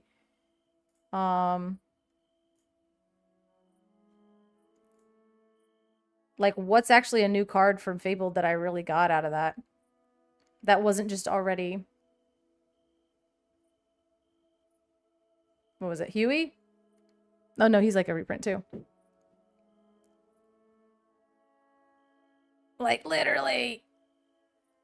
Fabled gave me, I guess, Max Goof? Okay. Stand out? No. This, during your, oh, because, well, it's Sapphire, so. Yeah, Fabled was like, this is the worst timeline. I was like, do I just like rebuild Ruby Amethyst set 1 and just broom loop people? Oh man. The Enchanteds though were like, I mean, just actually the best in the game. They're just look at these guys. Look at these guys. Even Scar. Even you, Scar. Power line. Yeah, I didn't love, you know, that, but I guess, like, it's funny because I saw it right as Garrick saw it. I was like, yeah, I think we're gonna have to play that because it's got like the Piglet and it's got the, you know, you got Piglet, Daisy, all this. So we're just builds itself. Who is better for Enchanted, Fables, or Wild Unknown? That's actually hard. I would have been like, oh, Fabled, no contest, but like, Wild Unknowns are they're so good. They're so good. Man, they're really good. The problem is like, this is just the best, right? Like, this one is just the actual best. And I love this one so much. And like, like these 4 cards are just really doing a lot of heavy lifting, but then these 2 are beautiful as well. And I love this Milo. But then, let's see. But then like the Fabled, this Dumbo and this Eye to Eye and the Belle and the Ariel and the Honey Wizard and these iconics, like, it's just, it's so hard. I can't actually, because like even this Pongo's good. And this Circle of Life is just, you know, like, it's very difficult. I think there are more that I like in Fabled, because I think this is like gorgeous. The Belle, the Scar, the Circle of Life, the Dumbo, Ariel into Pooh, into the Iconics, and the Eye to Eye. So I think there's more Fabled ones that I like. I could probably safely say that. Oh, and then we'll just put them all next to each other. Okay, so like, here's your Iconics.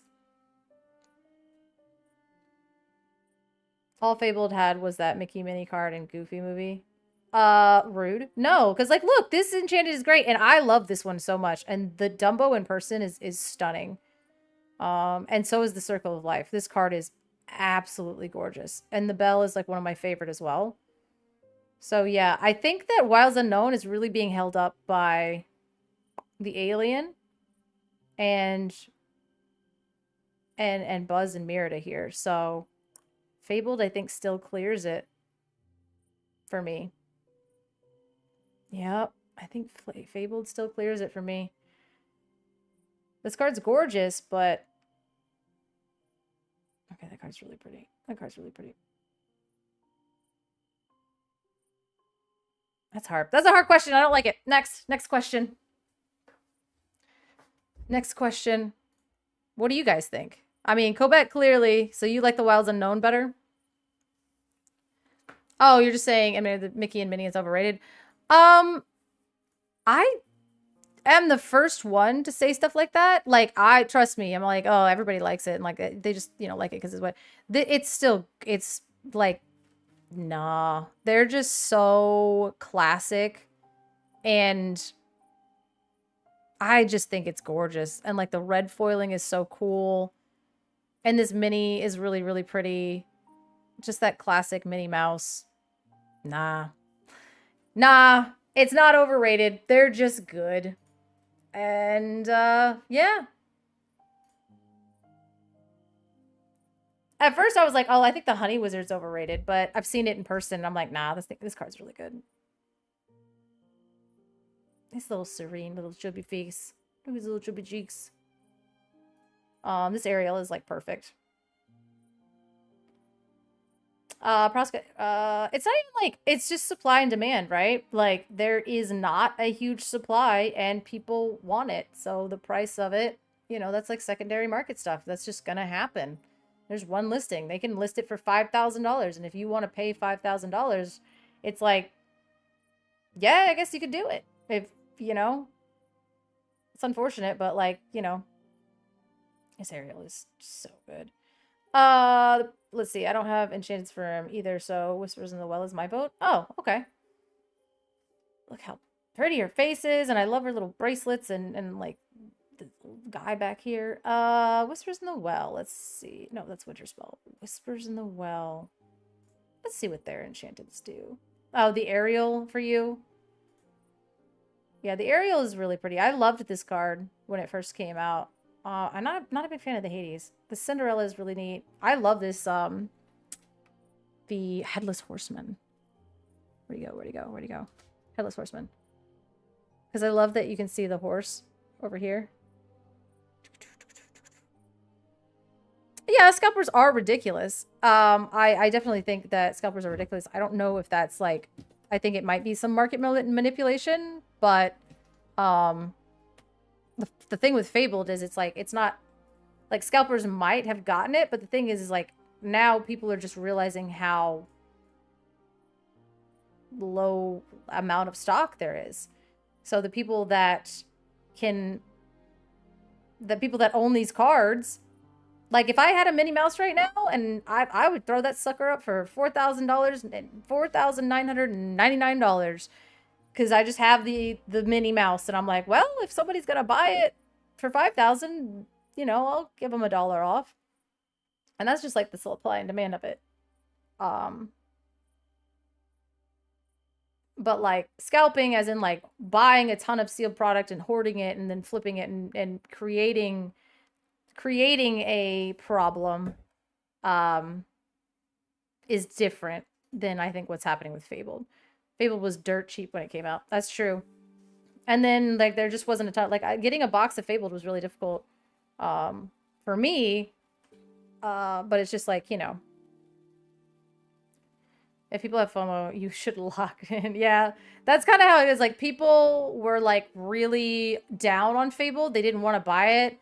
And I think a lot of us said that, right? We were like, hey, not a lot of people are going to open this product and there's actually not even a lot of it. So later on down the road, it's going to be more difficult to get this product as time passes, especially they're not reprinting it and then they're doing a set amount. And yes, I do remember the time I pulled an Ariel Enchanted, JD, and I tried to trade you a set 1 Aurora for it and you were like, no. And I was like, dang. But yeah, I mean, and that's kind of what it is. And that's the thing with Fabled is people saw this, they were like, it's a reprint heavy set, blah blah blah blah blah. And I'm not buying it. Garrick's like, I bought 3 cases of Fabled and, opened an Iconic, I think. Or maybe you bought your Iconic. I don't know what you opened. But I'm just saying. And then I remember when we were at PPG in Denver, I was like, oh, I really want a box of Fabled. And the vendors were like, we don't have them, so we're selling them for like obscenely expensive. And I was like, you can keep it. And then, yeah. It's great. It is. It just becomes like a supply and demand thing. Fable is not much to open, in my opinion. It felt like 20%. Well, it was. It was like, was it like 90% reprints or something like that? It was a very astronomically high amount of reprints, so nobody wanted to open it. Nobody wanted to buy it unless you were new. And so that has basically trickled down and caused this situation to where now we've gotten to the last bit of the Fabled printings. So if you have sealed Fabled product, you're few and far between. And if you actually are holding one of these enchanteds, it's few and far between. And people realized that, and people with money went and bought up some of the other ones, and they have either relisted them, and that's now the price. It's just what happens. So I think that, I think people are opening Wilds Unknown at like a really high rate. But I will say, I went to go buy a box on Sunday from Sharp Gaming and from my local game store, and both of them were sold out.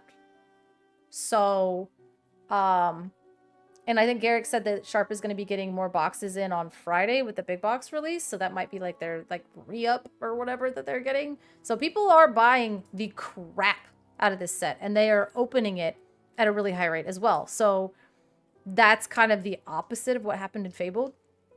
So that's why we're seeing a lot of this happening. We're like, oh, like, Do y'all feel like they should ever do another huge reprint set again? No, literally never. That was an actual thing that I never want to see. Oh, Sharp is back in stock. Well, look at that. Look at that. Look at that. If I want to buy more boxes. I want them to send me the box I already bought, Garrick. I want them to send me the one I already bought. I don't want hypothetical product. I'm just mad. But,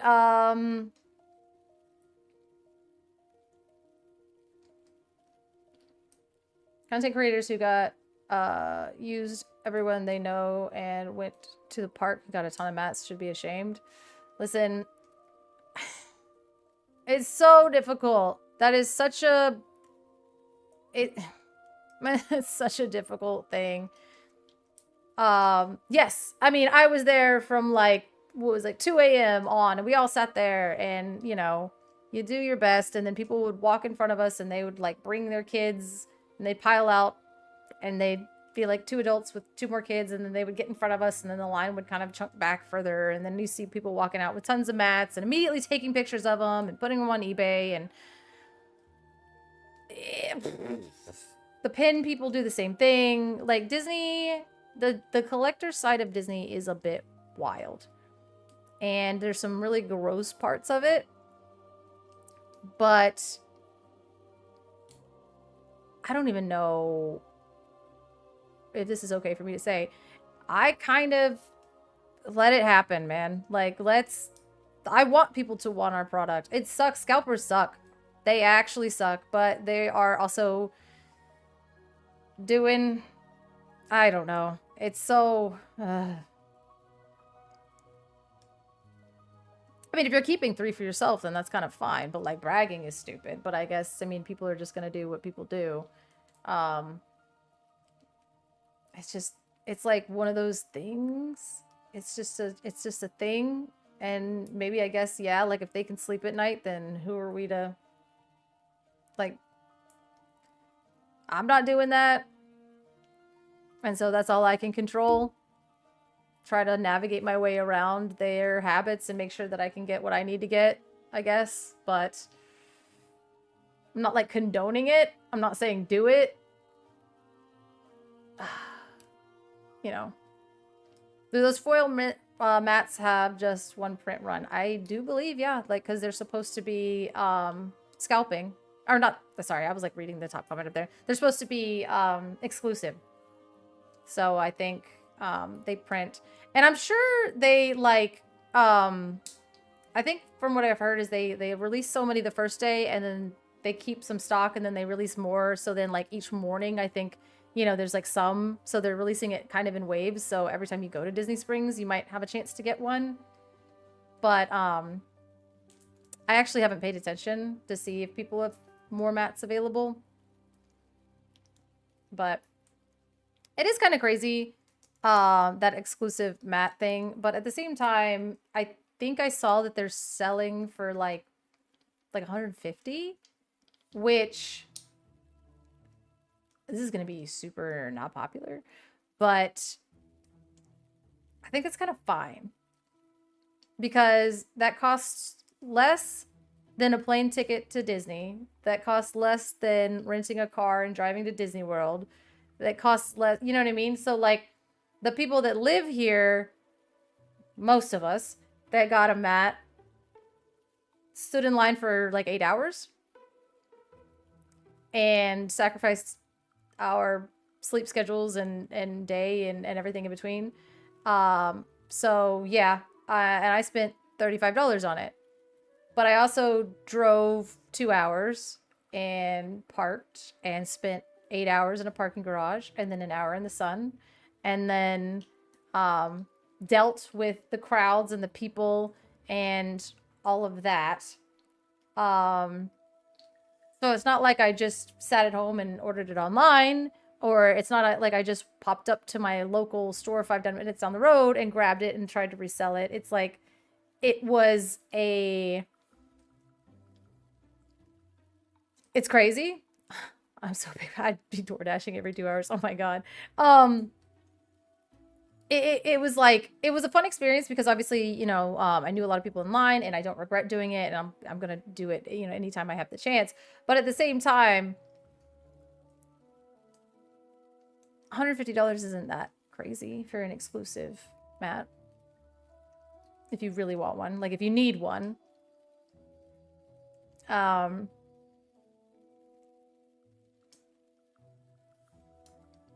I don't know. It's kind of a weird thing that, like, at first I'm like, what, you know, and I did have somebody ask me, they're like, I know you got 2 mats, like, can I just pay you for one of them? And I was like, well, how much are you going to give me? And they were like, well, aren't they like $35? And I was like, yeah, but, like one of them's mine and then the other one is for, you know, my partner.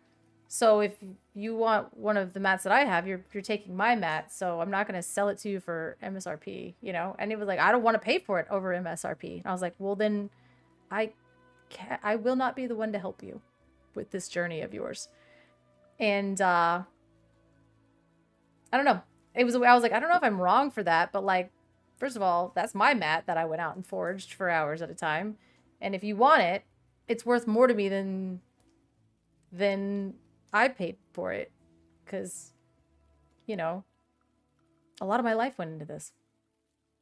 So, you know, that part is still a bit yuck that people can do that for any product at all. I mean, and that's just kind of like, it's like what you're saying, like scalping is not, you know, what about if you get a ton, then sell for that much more? But see, that's the thing, is like, I was one person and I bought 2 mats, which was my limit, right? I didn't go in and try to game the system. I didn't try to go in and do anything else like that. Those people, I don't know, man.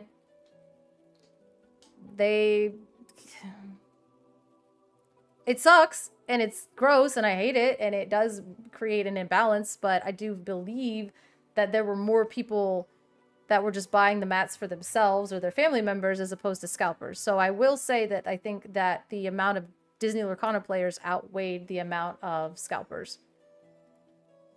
I know you're not talking about me, but I'm also saying I'm not going to hate on somebody for getting their bag. I'm not going to lie. Like, it's awful. It sucks.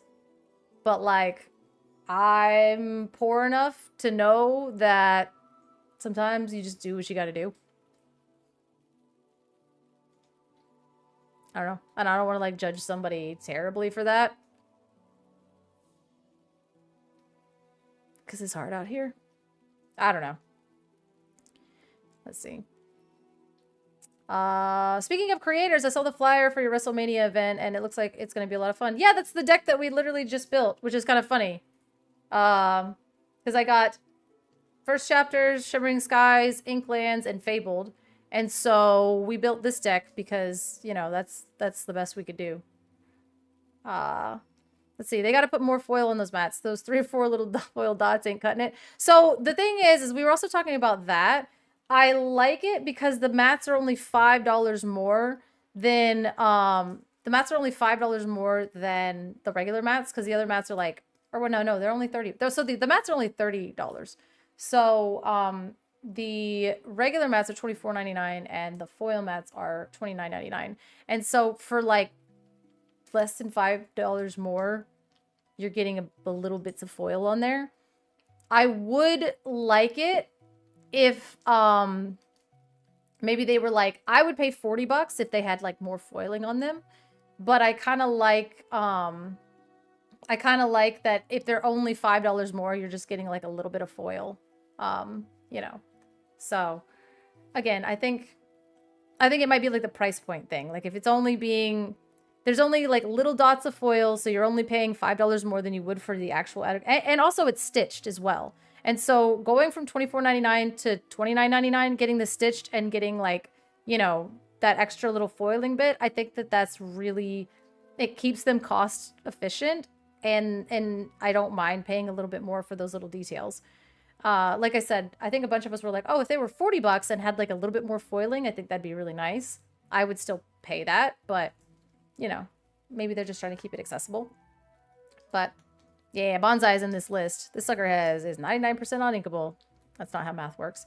I said, I guess I could go to the plenty of people in the community and get it refoiled. Yeah, there's a lot of people that do the refoiling thing. Like I've seen people take the Mickey and Minnie mat and add to it, because I think Mickey and Minnie only had like the hearts, and then the little kissy faces were foiled from the actual mats themselves. So I've seen people go and like add extra foiling to it and everything. My problem with the foiling is it does eventually start to kind of come off the more you use it. And so that is a huge bummer. So I kind of like, because if they were like $40 and there was a ton of foiling, and then after like 6 months of using it, it started peeling, I'd be devastated. But since maybe there's less foiling, it's not going to get as, because you can't stop it from peeling. Like the foil mats, they just do. And it's a bummer. Or they start to ripple or something like that. And that's just what happens. So, them being a little understated on the foiling actually makes me happy. Because you can add foiling, or, you know, it's not going to get like weirdly ruined. Yeah, let me see if I can show you. I've had this mat since one of the DLCs. Foil Bo actually made it for me. Boja? I never say his name right in chat. But yeah, he made me this one. Because I casted an event with him and everything. And so he has this, and he made it. And obviously you guys see this mat. Like, this is my favorite. I love Hades. And, like, I think he did a wonderful job on the foiling. But even, like, me just leaving it on my desk and me using it and taking it to different tournaments and stuff like that, there is a spot right here where, like, you can see it's kind of like, it's a little flipped up. Like, this little guy is peeling. So now I'm, like, scared to take it anywhere. But, oh, hey, Ellie! Congratulations! And thank you! And congratulations! And I'm so happy for you! And congratulations! And hi. But yeah, I think if the foil mats had any more foiling on them, they would be more expensive, and it would just, like, I don't know. The rest of this has stayed really nice, though. I will say he does a very good job. So next time he's in chat, you could probably bug him for some kind of foiling or something like that, because I mean, at it's literally this one piece right here, and there's like this one piece right here, and I've seen other people that have mats, and like this has started to ripple and look really bad. So I mean, he did a phenomenal job. Oh, I was like, who's she talking about? But I get it now. Yeah. Yeah, congratulations, Allie. That's so exciting. Are those rubies or are they garnets? Your ring is very pretty. I need myself a foil Mushu mat, but my Mulan mat from the DLC is very pretty. Yeah. Why are there 2 megs on the mat? That was always something I didn't understand either. I mean, this is the card, right? But yeah, it is a little weird. I never understood that either. Maybe it's like past and present. I have no idea. It's my great-grandmother's engagement ring. I think they're all fake jewels, but I hope to have a great one day. Oh, well, no, it's still beautiful. And the fact that it's your great-grandmother's is, like, way better. Put an enchanted in his suit pocket. Which enchanted, though? Which enchanted? Which enchanted would go for a wedding? Like, what would be...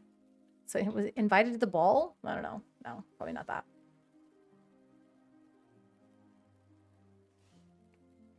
To put an enchanted in a soup pot. I think he's Sapphire Steel. Well, yeah, I mean, Harlan. Well, are you just saying that Harlan is Sapphire Steel?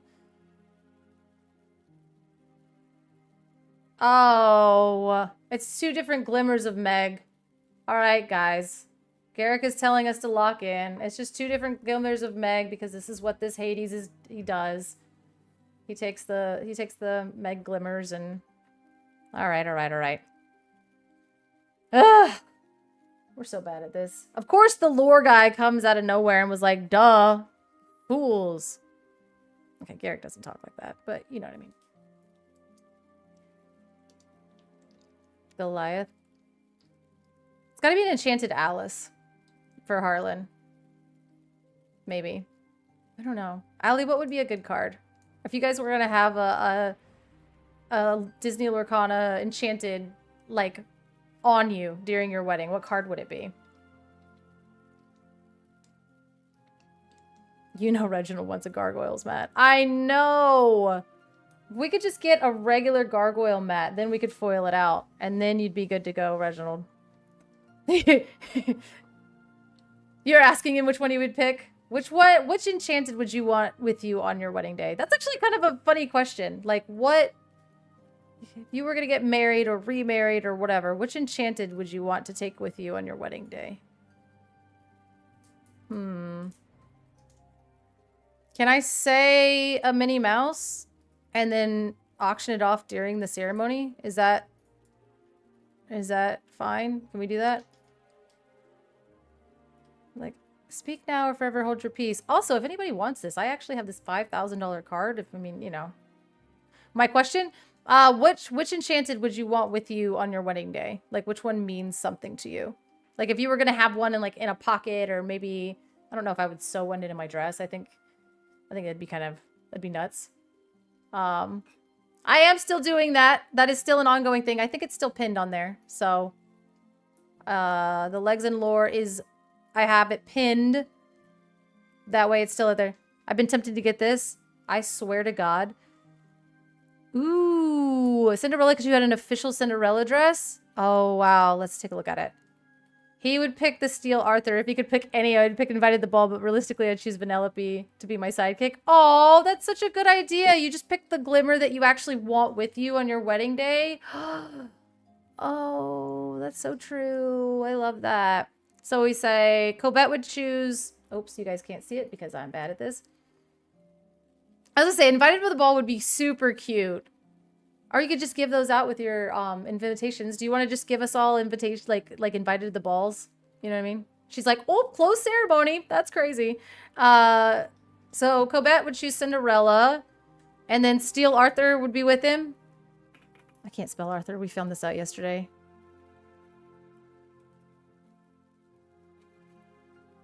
This is really the worst. I hate my life. Yep. I should just pack it up, guys. Pack it up. We got there! There we go. King victorious. Is that how he's going to, like, he's going to feel? Aww. Jack, that's crazy. Jack, chill out. Chill out. Let's see. Beast Enchanted. Looks like he's about to get married. Oh, yeah, Vanellope. I kind of like that. Like, you're like, oh, I like the... That was even crazier to try to spell.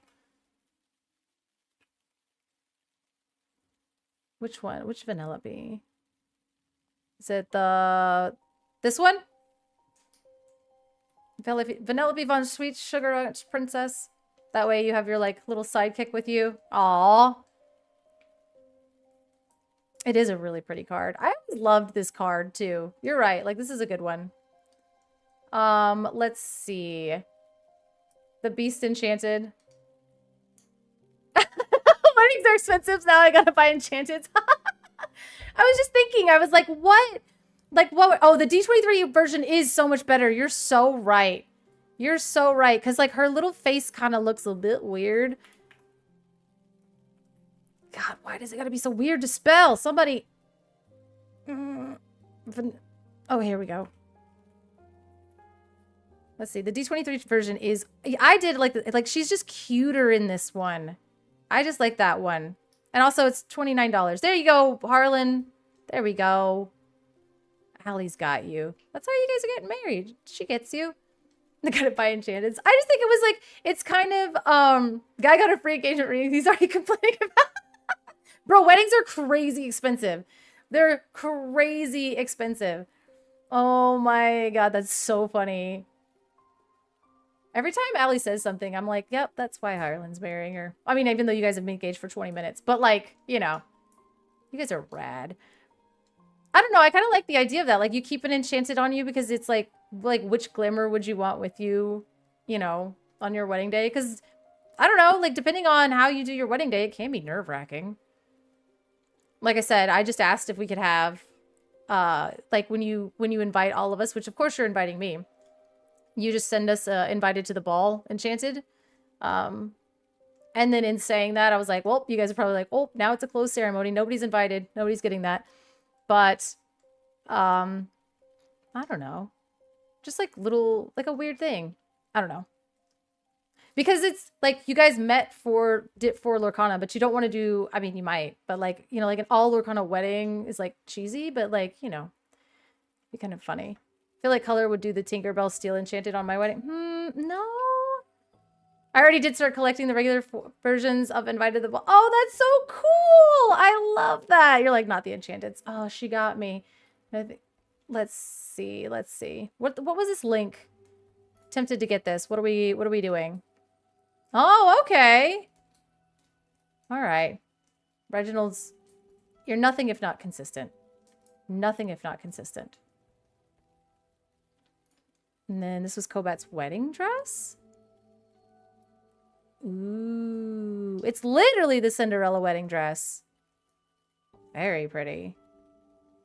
This is all the stuff. I love this stuff in theory, but weddings are scary. I enjoy being consistent. That's so cool. Like, yeah, you just like a little invited to the ball. You're invited to the ball. Oh, that's cute. I feel like Color would do the Steel Enchanted Tinkerbell on my wedding. I don't know. I don't know. That's actually really difficult. Weddings are kind of weird. Oh, yeah, for Harlan and Allie? Yeah. I'm sure that they have their own plans, you guys. We can't hijack their wedding. They have their own plans. Let them be. Let them be.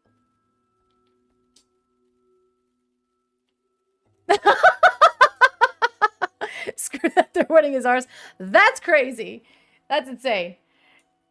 Okay, but I will say, like, before I get in too much trouble, but like I do feel like other like weddings are for like other people. But maybe I don't know. What would I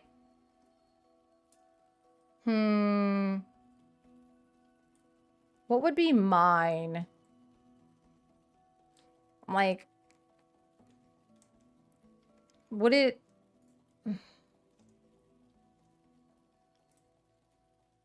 what would it be? I think, you know what? Because of how bad my anxiety is, oh, it would either be Donald, because me and Don, like, I feel like that would make me, it would either be this Donald or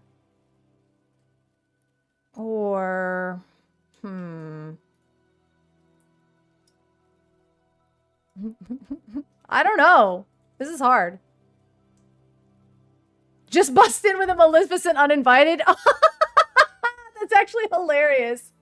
And just like as a calling card, just have it and be like, That seems like everyone else was invited. Let's see. Okay, yeah, maybe. So I think a Donald Duck. This one, just to have Donald with me. So I'm just like, okay, you know. He just seems like somebody when you're having like a anxiety-ridden day.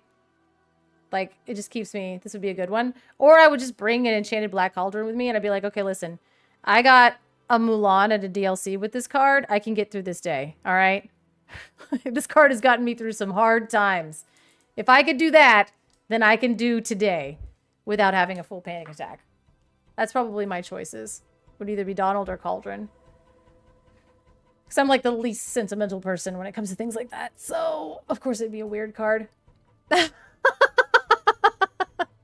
Like, if I could get through a DLC and get a Mulan, I can make it through today and get a husband. All right? Without passing out or freaking out. Let's see. There's so much fun. We put effort into our wedding, then it felt like it was over so fast. The best day of your life. Well, that's so good to hear. See? Screw that, their wedding. Yeah, okay. I mean, and that's good, right? Like, that's what you want. Like, I think it's always so upsetting when people are like, oh, like, you know, it went so fast and like I didn't even get to eat, or I wasn't able to like enjoy my friends or whatever. And I think that can happen. And maybe that's why I've always been really scared of them.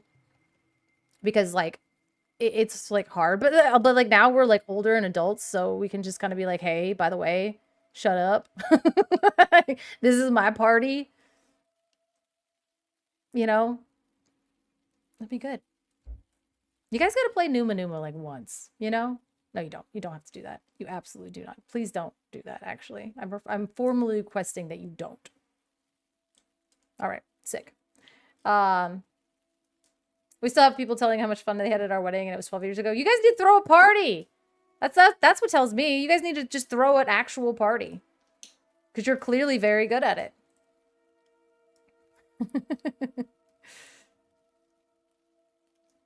Oh. Oh. The 12-year crew. I haven't even had sweaters that have lasted me 12 years. That's crazy. Sorry. That's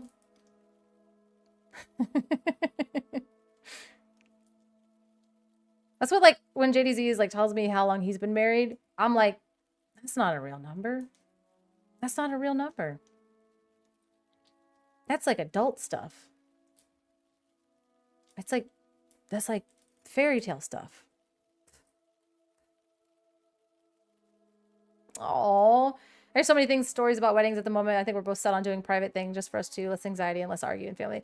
Yeah, I mean, like, if you do it and it's literally for you, you get to choose when and where and what you wear and what you say. And if you say something weird, you don't have your friggin' uncle reminding you of it for the rest of your life. You just get to, like, do things the way that you want.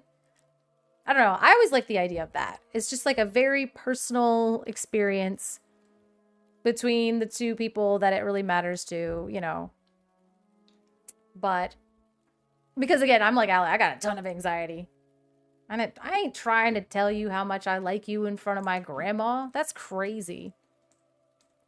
She don't need to know that. Just trust me, Nana. I got this. And then maybe we'll go to dinner afterwards. I don't know.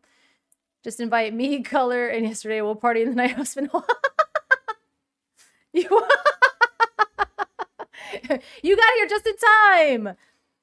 I was actually talking about... Here we go. Get him, guys. Get him.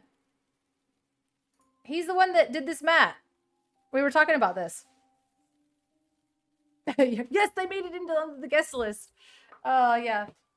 Well, we're congratulating Allie and Harlan on their engagement. So that's really exciting.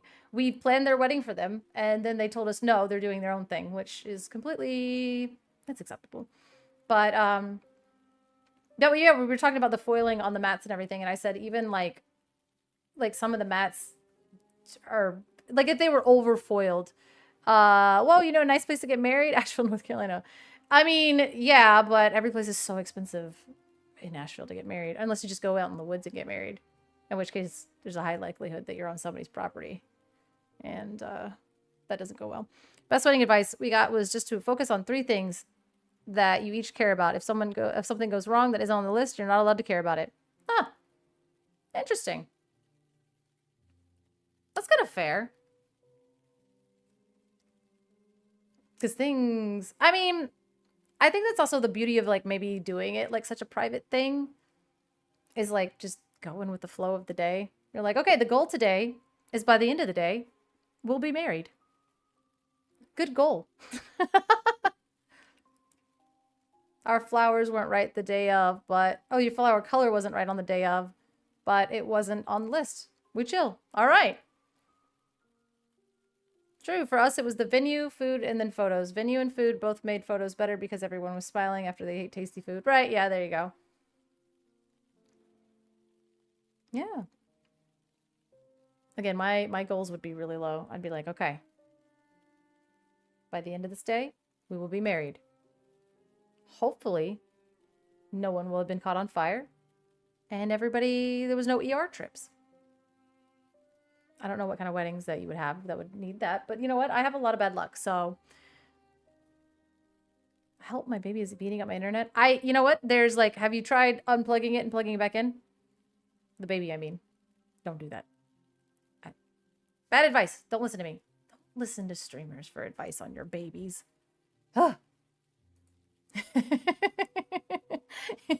She's trying to break your internet. Nice. The Wreck-It Ralph. Let's see what we've got over here. See what we've got over here. Oh, I think Jack got us earlier. I saw a highlighted message. Mrs. Incredible, super stretchy. Oh no, super stretchy. Is that the amethyst one or is that the steel one? Mrs. Incredible, super stretchy. If that is the steel one, I got you. If it's the amethyst one, I'm in trouble. It is amethyst. Okay, so that one, let's see. I think that one costs 4, maybe. She says that at the beginning of your turn, you may choose one, and you can either choose to make her evasive or make her have one more lore. I don't know if that's it. I don't think that's it. That's right. It doesn't cost 4 though. Oh no. Oh yeah, I dropped my pencil. The effect the effect at least. Okay, so the effect. And so she doesn't cost 4? Okay, so she costs 5. She's inkable, right? Pretty sure she's inkable. Inkable, 5 cost, something that can be evasive or have a lore. We've gotten a lot incorrect. But this is a new day. So deck builder, we'll look at the cards. We'll say Mrs. Incredible. Spelling is actually the hardest thing I've ever had to do. It's fine. She's a 5 cost, 5/6. At the start of your turn, you may choose. This character gains evasive till the start of your next turn, and this character gains. Aha! Haha! I'll never remember her stats. So technically, I got the stats wrong and the cost wrong, which is like crazy. Which is crazy. So we're up to 4. We're up to 4 squats, you guys. Correct. We've gotten. That's 2 correct. 16. I don't know. 18. I don't know how to judge the correct and incorrect. Because I think it's like if there's 4 categories, then it's like, okay, I got 2 right and 2 wrong. But this is all cooked. We just know that I'm up to 4 squats. 4 squats! As we go through Twitter here. When I get to 20, I will absolutely Yep. I was on their channel the other day. Doing stuff. It was fun. Allie is hilarious. Bronx Ferocious Beast. Bronx is a ruby 6/4 with rush and reckless. And he costs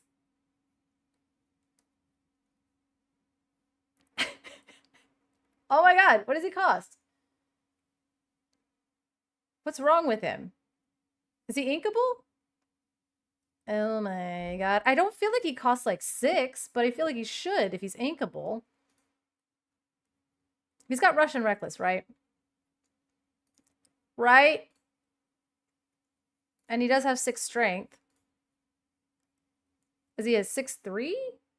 Or, oh man. Is he...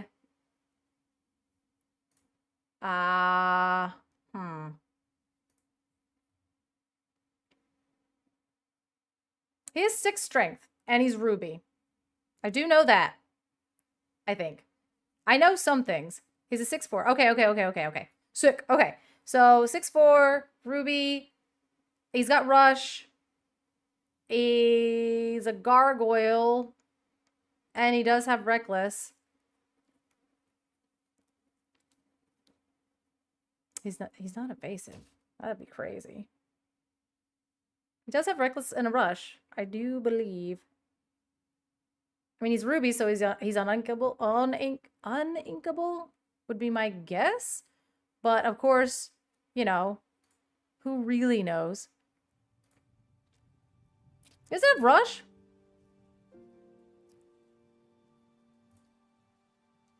Yeah, that'd be broken, I guess.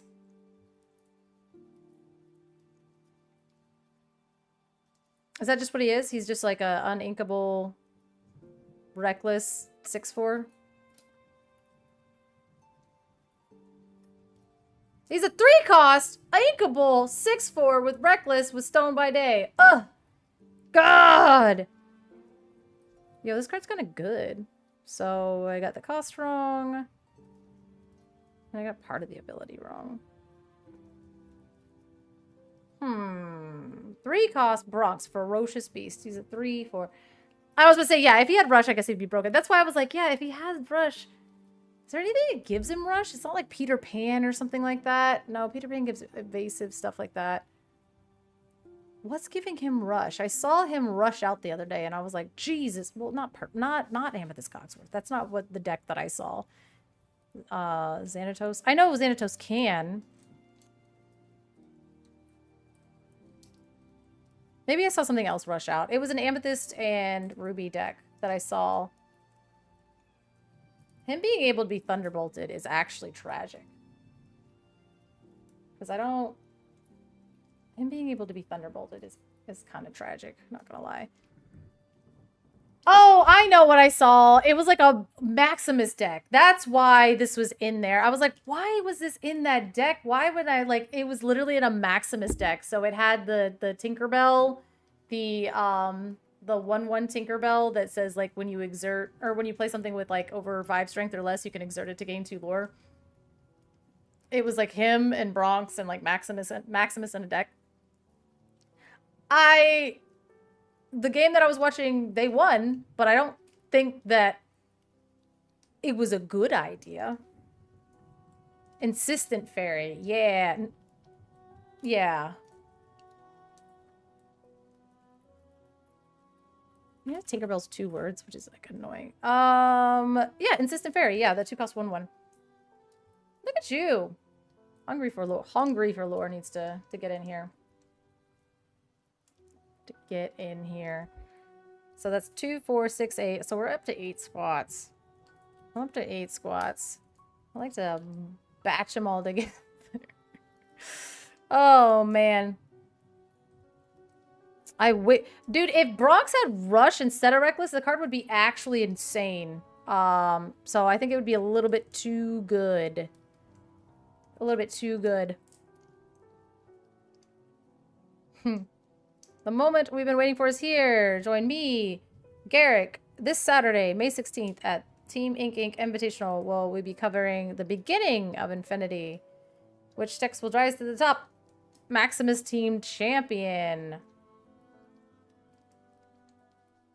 Is that the Ruby one? Is that the Ruby one? Because there's a Amber one that I played in set 1. Okay, it's the Ruby one. Okay. So, Maximus... I actually don't really know. What is your favorite song from Descendants 1? I'd actually have to check, now that I'm thinking about it. Hold on. Maximus is 3 strength. I do know that. And I think he quests for 2. I hope. I don't know how much he costs, but I know if you have a character with 5 strength or less at the end of your turn, you gain 2 or 3 lore. And then if you have a character with 10 or more strength at the end of your turn, you gain 5 lore. Let's say he's at 3/6 and he costs 7. I was right, and then I fell into a hole. Maxis. Max.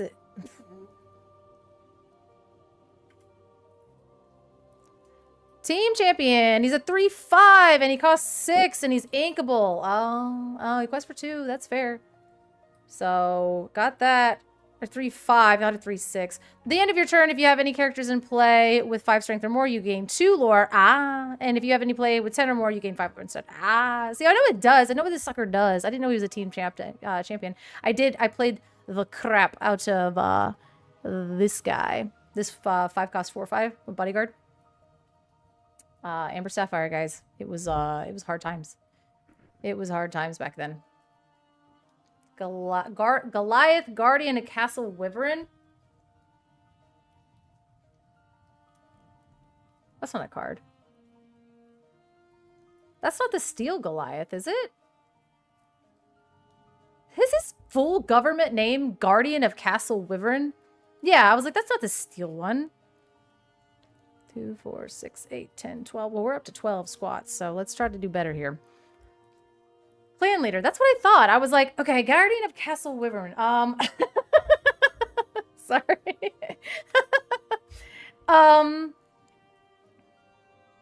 Castle Wyvern. I don't even know what ink color this is. This is Ruby. And he does a thing. Reginald, if this just because he's put him in your deck doesn't mean he's been in a bunch of decks. Oh my god. He is a 5 cost. This is the music to Hollow Knight, the game. Which is just kind of like, we've been unhinged, so I figured we go for like rainy, stormy day, Hollow Knight vibes. So it's from a video game. It's from a good game. And that's really important. Ruby Goliath is a 6/5 inkable card that has Stone by Day. Nailed it. Does he have bodyguard? Oh, what's the song from the movie? Oh, right. Okay. First of all, I'm gonna look up this Goliath, so we've just gotten everything wrong. Reginald, first of all, this one was cheating because this sucker has not been in a deck. Okay, and just because you put him in a deck doesn't mean that it counts. Okay? Okay? He does have 5 willpower and Stone by Day. Sick! Okay, well, it broke. They're like, this card doesn't exist. Go. He's a 4 cost 5/5, and whenever one of your gargoyles challenges another gargoyle, another character gain 1 lore, and then has Stone by Day. You are actually insane. You're actually insane. And then baller, you're like, hey, it's in a gargoyle deck, so I got the 5/5 part of it, but I didn't get the ability. I got Stone by Day, and then the cost. Okay, listen. That's crazy. I did not get this. God dang it. I got the whole thing wrong. I said that it was Ruby, and I think that's important for all of us to remember that this obscure card that nobody's ever seen before was here. It was rattling around a little bit. That's crazy. JDZ's right. I don't know if I've ever read any of these cards before to save my life. Ruby counts. I got there. Favorite song from Descendants. Let's see. I got some of it. I did get some of it. Let's see. We're gonna look at the songs from the Descendants. I think it's like the very first song in the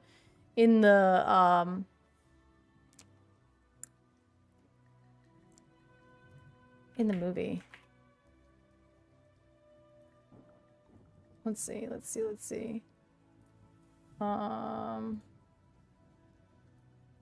I think so, yeah. Fun fact about all the Ruby Steel Gargoyles. They're all inkable. Well, that's crazy because typically we don't get inkable cards in Ruby. But let's see. Okay. I'm starting to see the reason that people have stream decks. Okay. All right. I'm like, there's no reason why I would ever need that. Well, you know what? In the first movie, right?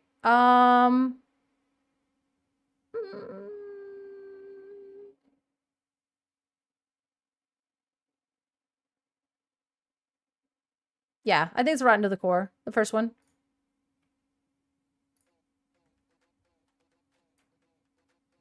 I don't think you can hear it because... They say I'm trouble. They say I'm bad. They say I'm evil. And that makes me glad. This one. A dirty no good, down to the bone. Your worst nightmare can't take me home. So I got some mischief. Yeah. And then, let's see. What's the other one? From Red? Let's see.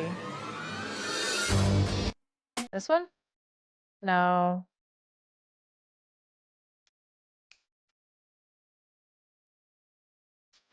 I like this one.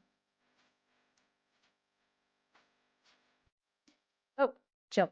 What was the other? We said the first song from Red? Is it literally just Red?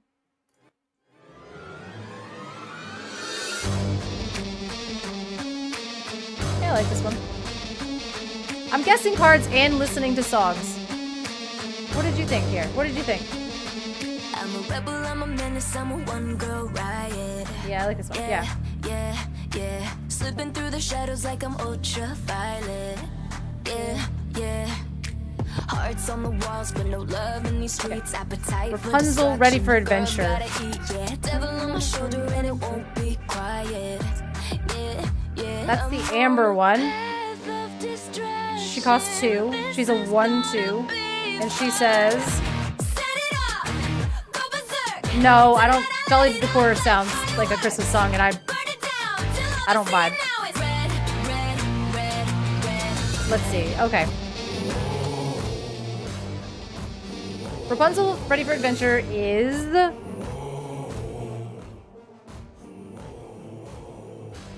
Let's see. She is a uninkable 2-drop, 1 true that says your characters with support can't... The first time that they would be challenged, or what? First time that they would take damage, they take no damage instead. I think that's something, yeah.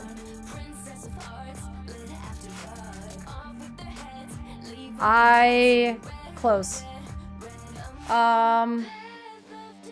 Yeah, your characters with support. Is it challenge? The first time that they would take damage in a challenge? No. That's the first time they would take a damage.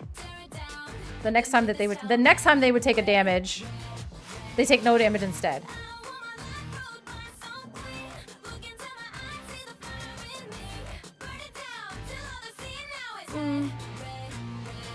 I got that part right. Is she not an inkable 2-drop? Or is she a 3-drop? I think she's a 2-drop.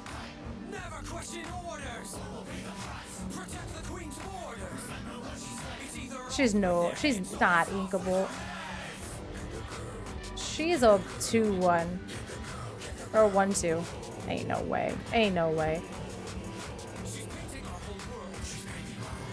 She's inkable?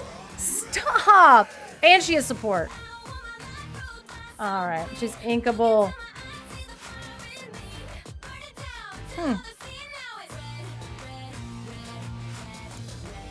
Listen, Reginald, I don't know what decks you're playing, but you're killing me. You're killing me with it. Nothing to Hide is a inkable 1-cost action that says each opponent reveals their hand.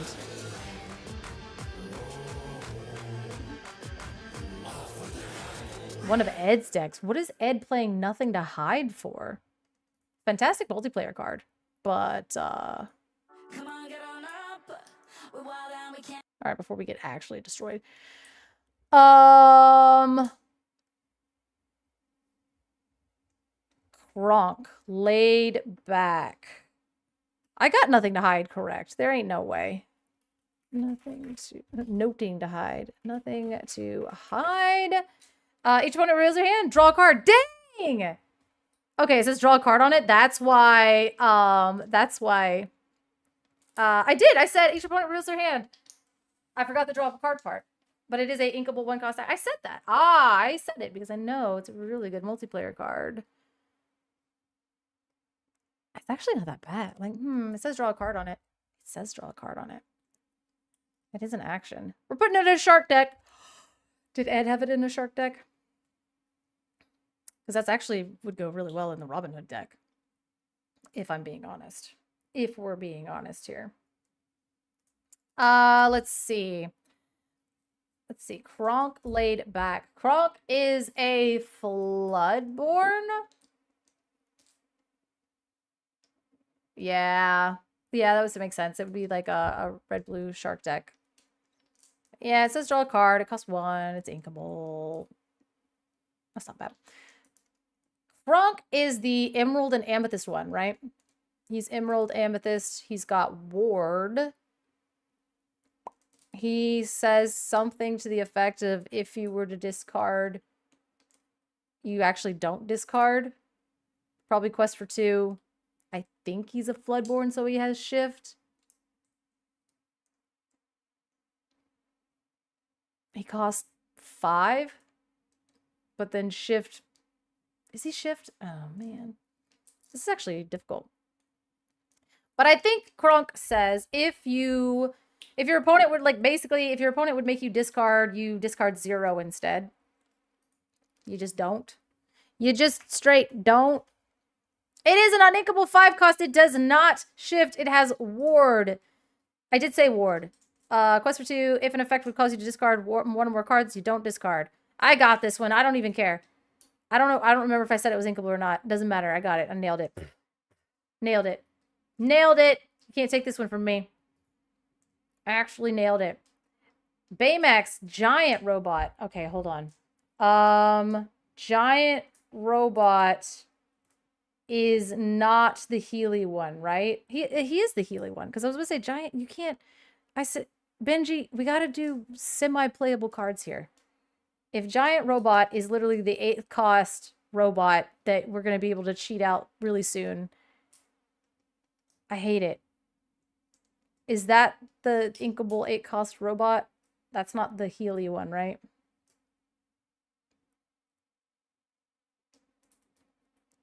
That's too easy. So he's not... Okay, so is he the Healy robot? He's the one that heals? Or is he the one that goes and gets a Floodborn? Listen, I would know it if I saw it. I know my Baymaxes. It does heal. Okay, so is that the inkable 5-cost one that you play? He's dual ink? Oh. Wait, that Baymax is dual ink? My whole world's messed up now. No! There's multiple Healy ones? Is it the Sapphire one? I don't think. I'm about to cheat. I'm cheating. Okay, well, it's not this one. This one is in Italian, so I can't read it. It's not this one, right? Is it... No, and that's Armored Companion. Oh, Armored Companion is the one that I was thinking about. And Operation... something. Okay, I can't actually... I can't... Okay, I got the Baymax wrong. Which it's the big 8-drop Baymax, is it not? Because there ain't, like, there's not that many Baymaxes. The Floodborn one. You said it heals himself. What is this? Personal Healthcare Companion is this guy. upgraded robot is the Bloodborne one. Giant robot is the stupid universal shift one. Ah! All right. He is a inkable, or he's an uninkable 6-cost giant robot, the 5/5, the universal shift. Yes. Okay, so that's literally 10 squats. We just completely, and you even said that he's dual ink. I didn't know this one was named Giant Robot. That's bad. That's like real bad for me. All right, you guys got me. You got me. You even said dual ink, and I just like got him. Bell, Accomplishment Stick is a 5-cost 4/4 with 2 lore that says whenever you play this character, you may move up to 3 damage from chosen character to chosen opposing character. That might stomp me on the words a little bit, but yeah. 5-cost 4/4, 2 lore, shift 3. When you play this character, you may move up to 3 damage character. Chosen character to chosen opposing character. Yep. Nailed it. Woo! You just called him Universal Shift. Yeah, I've never called him Baymax. Like, that's just, you know, he's just Universal Shift guy. He's doing the thing. He's shifting universally onto shiftable stuff. Like morph. Wait. What? No. Oh my god. Oh no! It's nobody play Baymax. You guys are gonna cook me. Put this on top of one of your characters. Yeah, that's why Tipo shifts into a freaking Baymax. Oh, that's always terrorizing, is it not? Is it always? Let's see. I have to... Goodbye, YouTube. I'm so sorry.